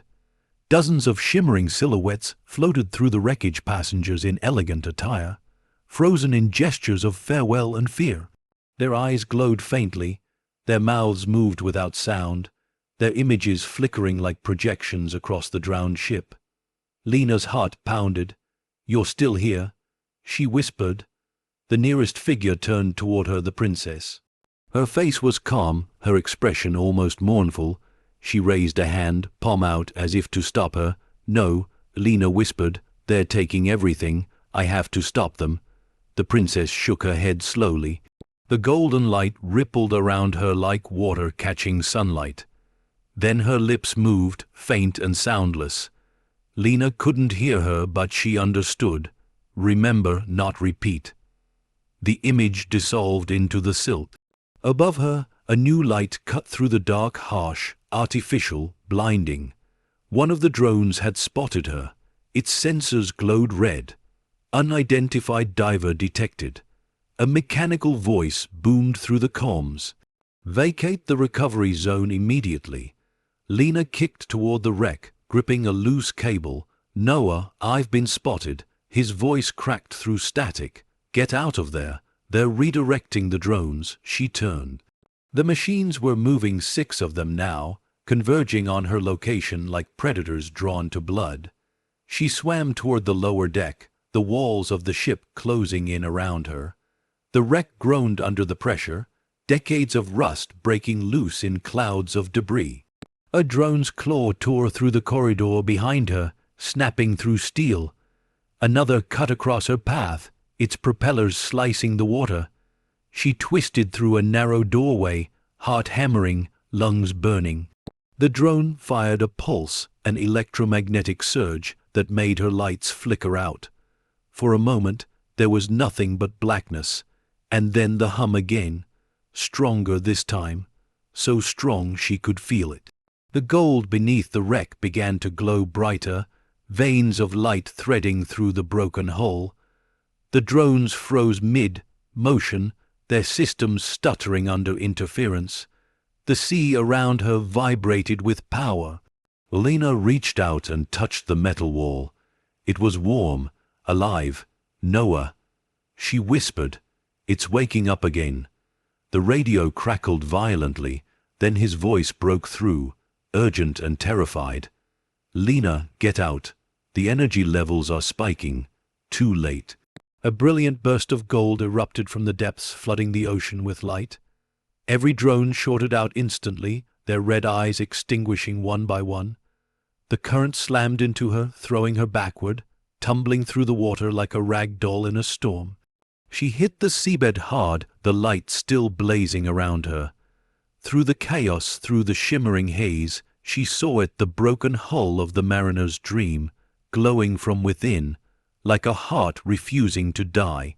The hum became a song, now faint, melodic, sorrowful. And as she drifted in the water, half conscious, she heard a whisper that wasn't from her comms. The truth was never yours to keep. It was always ours to share. Then everything went white. When Lena's eyes opened again, she was lying on the deck of her boat, coughing up seawater. Noah hovered over her, face pale with fear. "You stopped breathing," he gasped. "I thought I lost you." She blinked, disoriented. "The ship, the light." He shook his head. "It's gone. Everything, the drones, the wreck, the signal. It all went dark after the blast. You did something down there." Lena sat up slowly, her chest aching. The horizon was calm again, the sea glittering gold beneath the fading sun. But something felt different, lighter, freer, almost at peace. She looked out toward the endless water. "No," she said softly. "They did something. They finished what we started." Noah followed her gaze. "Then what do we do now?" She smiled faintly, the wind catching her hair. "We tell the world what happens when greed tries to rewrite truth, and what truth does when it refuses to die." As the sun dipped below the waves, the sea glowed faintly for one last moment, a final heartbeat of the mariner's dream, reminding the living that some battles are not fought with weapons, but with memory. The world moved on, but not the same world that came before. In the months after the storm, after the battle, after the sea claimed its peace again, the name Mariner's Dream became more than a mystery. It became a mirror. Governments debated ownership, museums scrambled for access, scholars wrote endless theories, but somewhere between politics and profit, the story had changed hands. It no longer belonged to those who once ruled, or those who once sank it. It belonged to everyone who dared to remember, and at the center of that storm of remembrance was Lena Torres. A year later, the museum stood finished, not a monument of marble or greed, but a sanctuary of glass and silence, built from fragments of the recovered hull. Its walls shimmered in soft gold when sunlight touched them, and at its heart, in a sealed display, rested the captain's journal open to the final line, "It must never surface." The words that once meant secrecy now meant salvation. Visitors came from every corner of the world, schoolchildren pressing their hands to the glass, historians whispering reverently in dim, lit corridors, families tracing the engraved names of those lost to the sea. But Lena never visited during the day. She came only when the museum closed, when the lights dimmed and the silence returned, when the story could breathe without cameras, without applause. Tonight was no different. She walked slowly through the main hall, her footsteps soft against the polished floor. The ocean beyond the glass walls stretched endless and black, reflecting the faint gold of the displays. Noah's voice broke the quiet behind her. "You really should be sleeping, you know. Heroes need rest." She smiled, not turning around. "Heroes die, survivors lose sleep." He stepped up beside her, holding 2 cups of coffee. "You still think you're a survivor?" Lena took one of the cups, her eyes fixed on the journal. "I think I'm what comes after survival consequence." They stood in silence for a while, watching the slow drift of light through the hall. Noah finally said, "It's strange. I keep thinking about how it started a broken ship, a desperate bid, $800. She laughed softly. "The worst investment of my life. And the best thing that ever happened to history." Her smile faded into something thoughtful. "It wasn't history that needed saving. It was us. We keep thinking truth is something we can own, like land, like gold, like memory. But truth isn't ours, it's borrowed." He nodded quietly. "And you gave it back." She looked out toward the sea, the faint hum of the wind echoing through the hall. "No, they took it back themselves. I just stopped standing in the way." Later, when Noah left, Lena lingered. She walked down the narrow corridor leading to the final exhibit, a single object suspended in a glass sphere, the last recovered ingot of gold, glowing faintly under filtered light. But it wasn't gold anymore. Not really. Microscopic analysis had shown it wasn't pure metal at all, but fused elements, the byproduct of something once alive. Scientists couldn't explain the faint vibration that still emanated from it. Lena could. She placed her hand against the glass. The gold pulsed once, faintly, as if recognizing her touch. A voice drifted through her memory, the princess's whisper from the deep, "Redeem what was lost." She closed her eyes, letting the warmth of that moment wash through her. "We did," she murmured, "and we'll keep doing it." The glass beneath her palm vibrated slightly, a heartbeat. Then it stilled again, returning to silence. She smiled, tears glinting under the soft gold light. The following morning, the museum opened its doors to a sea of visitors. News crews lined the steps, filming the grand ceremony. Flags fluttered, speeches began, cameras rolled. But when it was Lena's turn to speak, she stepped away from the podium and stood at the edge of the stage, facing the crowd not as a figure of fame, but as a woman who had lived inside the storm. Her voice was calm, clear, and unshakably human. "When I first saw The Mariner's Dream, it wasn't a miracle. It was wreckage, a story that everyone had forgotten and no one wanted. I bought it because I was desperate. I thought I was saving myself, but what I found beneath the rust and water was not a ship. It was a mirror." The crowd was silent. Even the waves seemed to pause. "In that mirror, I saw what we all try to hide: our greed, our fear, our guilt. But I also saw hope.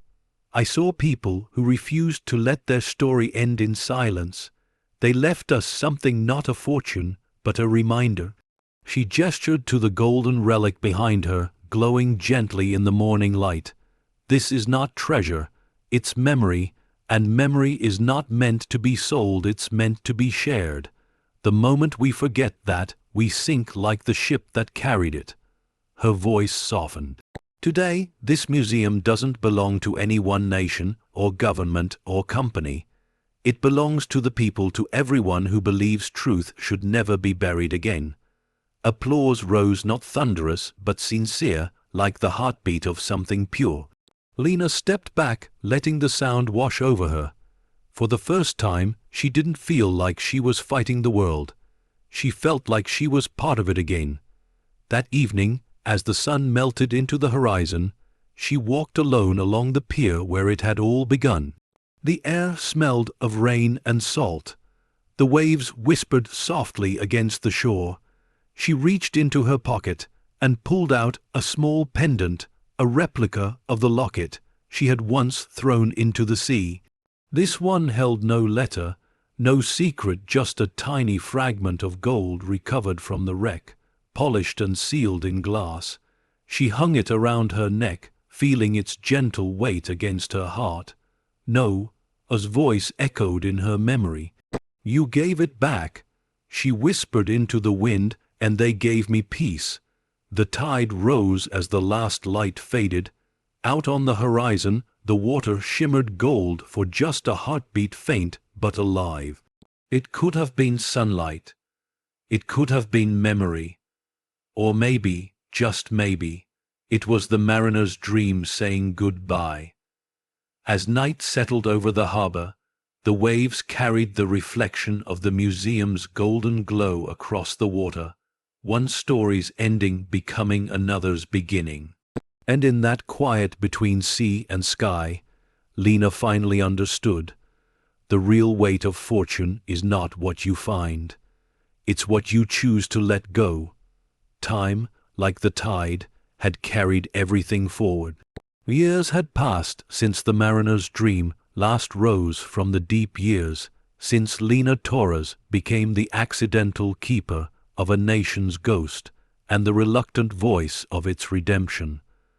The world had changed in quiet, steady ways.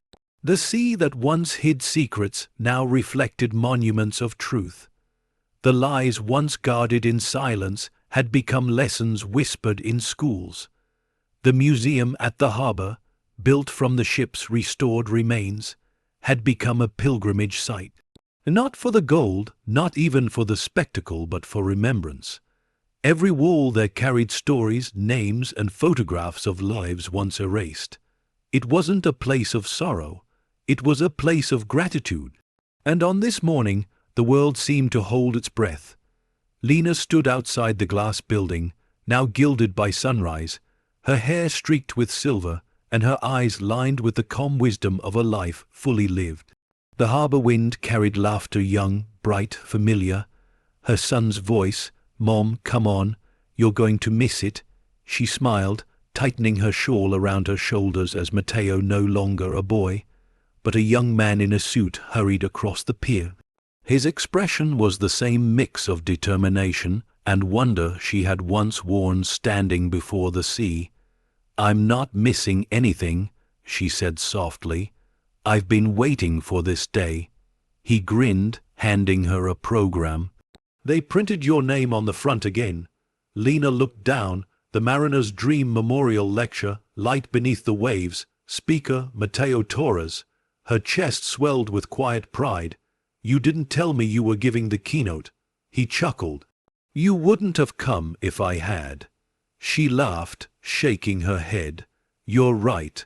I hate speeches." He offered her his arm, and together they walked toward the entrance, past the long, reflecting pool that caught the morning light like liquid gold. For a moment, Lena saw herself reflected there, not as she was now, but as she had been, tired, soaked, trembling beside a rusted ship that no one wanted. It felt like a lifetime ago. Maybe it was.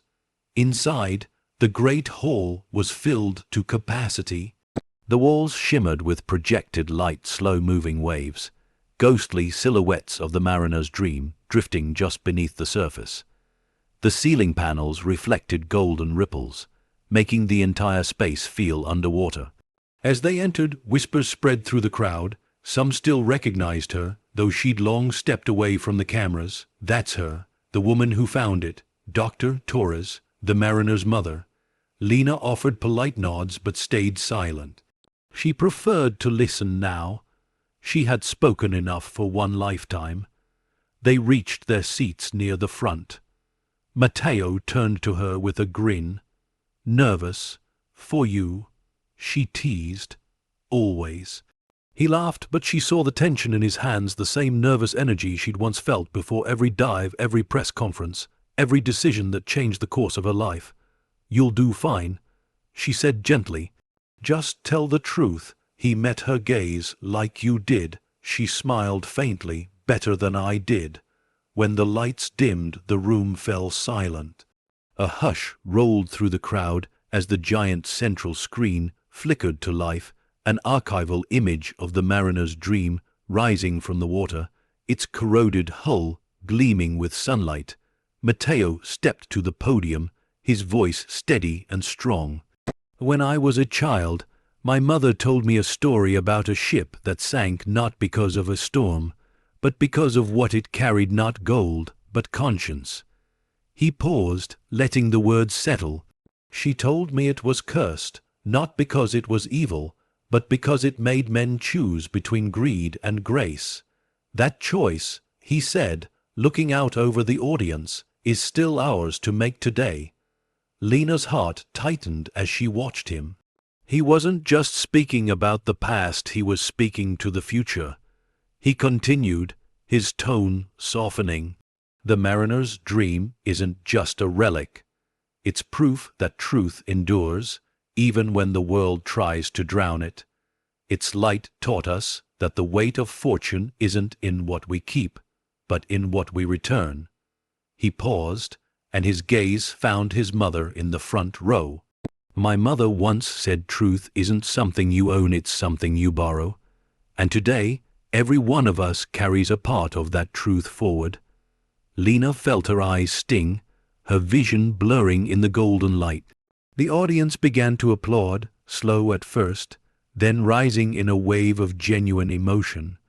For a moment, the hall seemed to glow brighter, the reflections on the walls rippling as if alive. She looked up. The projection had changed.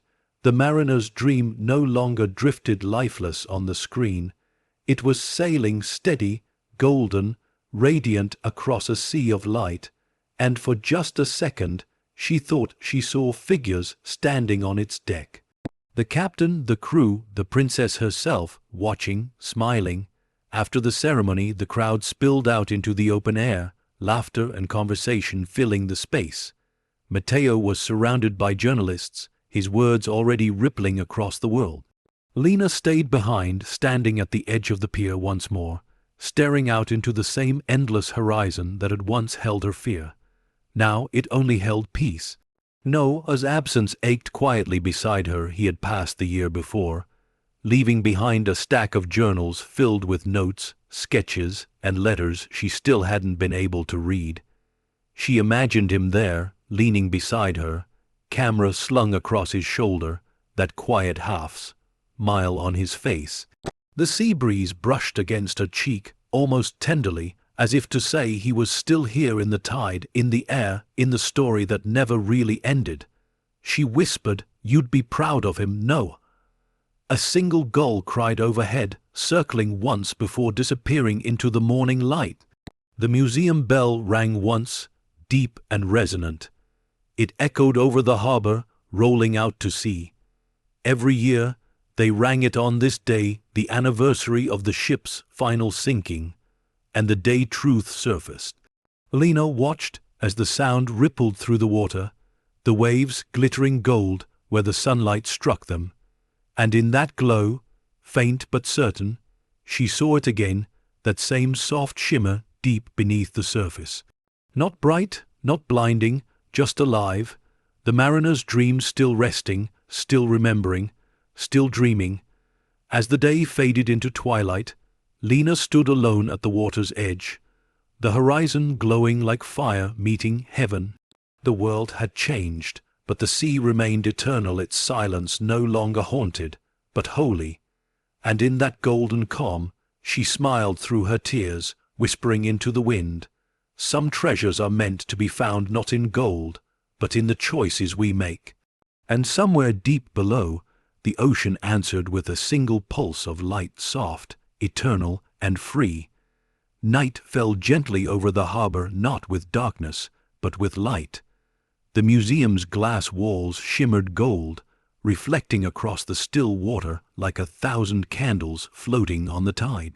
The crowd had gone home, the speeches were over, the harbor was quiet again, and the sea, at last, was calm. Lena Torres stood alone beneath the soft glow of the memorial lamps, her coat brushing against the cold railing. The air smelled of salt and rain and peace. The city lights shimmered behind her, but her gaze remained on the horizon, the endless black, blue expanse where everything had begun. The wind whispered through the pier, carrying faint echoes from another lifetime, the sound of waves crashing against a rusted hull, the whisper of her own breath as she descended into the deep, the pulse of the mariner's dream awakening beneath her fingertips. How many years had it been since that day? She had stopped counting. Time had melted into something fluid, less like a measure, more like a tide. And now, with the world calm again, she felt something new. Not triumph, not victory, just quiet gratitude. She turned as footsteps approached, soft, deliberate.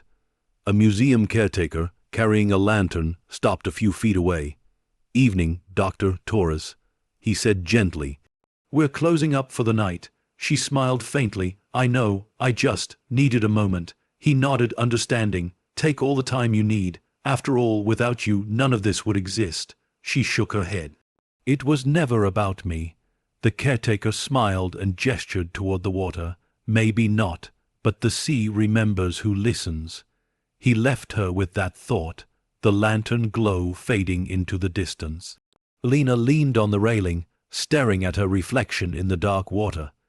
It was soft, blurred, a ghost of the woman she used to be, the woman who had raised her hand in a dusty auction hall and unknowingly bought the weight of destiny for $800. What a foolish, beautiful mistake that had been. Her lips curved into a small smile. "Thank you," she whispered to the reflection, not to herself, but to the woman she had been. "You were scared, and you went anyway." The water rippled gently, breaking her reflection into 1,000 shards of gold. She reached into her coat pocket and pulled out a small leather-bound notebook, one of Noah's. The edges were weathered, the paper soft with age. She flipped to the first page, where his handwriting stretched in quick, looping strokes. For Lena, because some stories need two voices to be heard. Her chest tightened. She had never been able to read it until now. The pages were filled with sketches of the ship, fragments of dialogue they'd shared, coordinates, notes about light, sound, silence. And at the very end, a single line written in black ink: "The sea never forgets those who tell its truth." Lena closed the book, her eyes glistening. "You were right," she whispered into the wind. "It doesn't forget." She slipped the notebook back into her pocket and lifted her gaze to the horizon. Far out on the water, the tide shimmered faintly, a golden flicker beneath the surface, as if the mariner's dream was still breathing somewhere below, dreaming of the world it had helped heal. The hum returned for a moment, so soft it could have been memory. It filled her bones, her pulse, the air around her, not ominous, not mournful, just alive. She closed her eyes, and then she spoke softly, the same words she'd once whispered years ago on a stormy night that had changed everything. "You're mine now," she said, then smiled. "No, you were never mine. You were always everyone's." The wind carried the words away, folding them into the rhythm of the sea. Moments later, the museum bell tolled once more, slow, steady, deep. Its sound rolled over the harbor like a heartbeat, like a memory refusing to fade. The golden light from the bell tower rippled across the water, mingling with the faint glow beneath the waves. In that shimmer, Lena thought she saw them again, the silhouettes of the lost, the crew and passengers of the mariner's dream, the princess with her crown of light, Captain Mallory beside her, all of them standing at the edge of eternity, bathed in gold. They didn't speak. They didn't need to. They simply stood, proud and whole, their faces serene as dawn broke across the water. And then, as the tide swelled, their images dissolved back into the depths, not disappearing, but returning home. Lena whispered, "Rest easy." As she turned to leave, a young woman was waiting by the museum gate, a student volunteer closing up for the night. She looked at Lena shyly. "Dr. Torres." Lena smiled warmly. "Just Lena, please." The girl nodded, then held out a small folded paper. "This came for you this morning. No sender. It was addressed only to the Keeper of Light." Lena raised an eyebrow, amused. "That's dramatic." The girl laughed softly, then hurried away. Lena unfolded the paper carefully. Inside was a single sentence, written in familiar handwriting, elegant, deliberate. Truth needs no keeper, only witnesses. Beneath it was the faint imprint of a symbol, the crown and rising sun. Lena's heart swelled. Illyria, she whispered. She tucked the letter into her coat and looked up at the sky. The first stars had appeared, quiet, endless, ancient. The night deepened. The harbor lights dimmed one by one. Lena walked slowly along the edge of the pier, her reflection gliding beside her on the surface of the water, one real, one remembered. She stopped at the end, where the sea stretched forever, and the museum's glow softened into a golden halo behind her. For a long while she simply breathed the air, the salt, the silence. The same silence that had once terrified her now felt like home. And then she smiled. "It's time," she murmured. She closed her eyes and bowed her head. The wind shifted, carrying the scent of the ocean's depths, cool, endless, familiar. Somewhere out there, the mariner's dream slept beneath the waves, not a ghost, not a wreck, but a monument to redemption. Her redemption, their redemption. As dawn broke, the horizon turned to gold once more. The sea shimmered, calm and radiant, and from the deep, just once, the bell of the mariner's dream tolled a single, haunting note echoing through time, through memory, through light. Lena smiled, whispering through the rising sun, "Some dreams never sink, they just find a new harbor." And as the waves carried her words away, the sea glowed one last time, a promise kept, eternal and pure. Night fell gently over the harbor, not with darkness, but with light. The museum's glass walls shimmered gold, reflecting across the still water like 1,000 candles floating on the tide. The crowd had gone home. The speeches were over. The harbor was quiet again, and the sea, at last, was calm. Lena Torres stood alone beneath the soft glow of the memorial lamps, her coat brushing against the cold railing. The air smelled of salt and rain and peace. The city lights shimmered behind her, but her gaze remained on the horizon, the endless black, blue expanse where everything had begun. The wind whispered through the pier, carrying faint echoes from another lifetime, the sound of waves crashing against a rusted hull, the whisper of her own breath as she descended into the deep, the pulse of the mariner's dream awakening beneath her fingertips. How many years had it been since that day? She had stopped counting. Time had melted into something fluid, less like a measure, more like a tide. And now, with the world calm again, she felt something new. Not triumph, not victory, just quiet gratitude. She turned as footsteps approached, soft, deliberate. A museum caretaker, carrying a lantern, stopped a few feet away.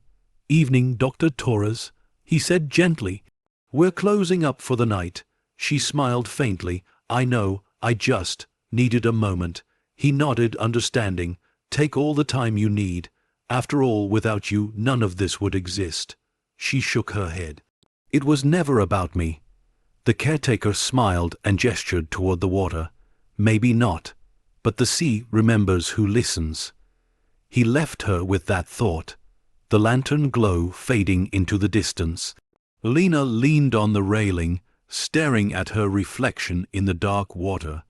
It was soft, blurred, a ghost of the woman she used to be, the woman who had raised her hand in a dusty auction hall and unknowingly bought the weight of destiny for $800.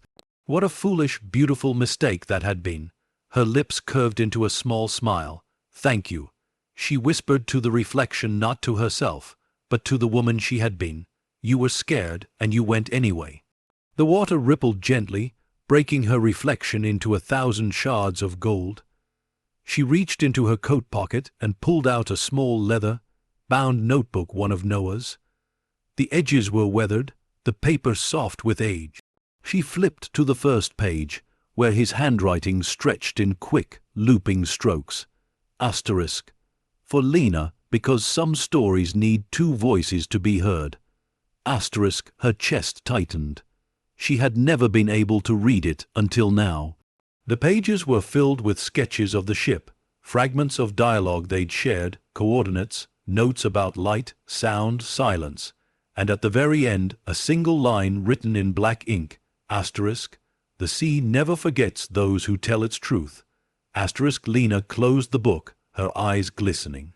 "You were right," she whispered into the wind, "it doesn't forget."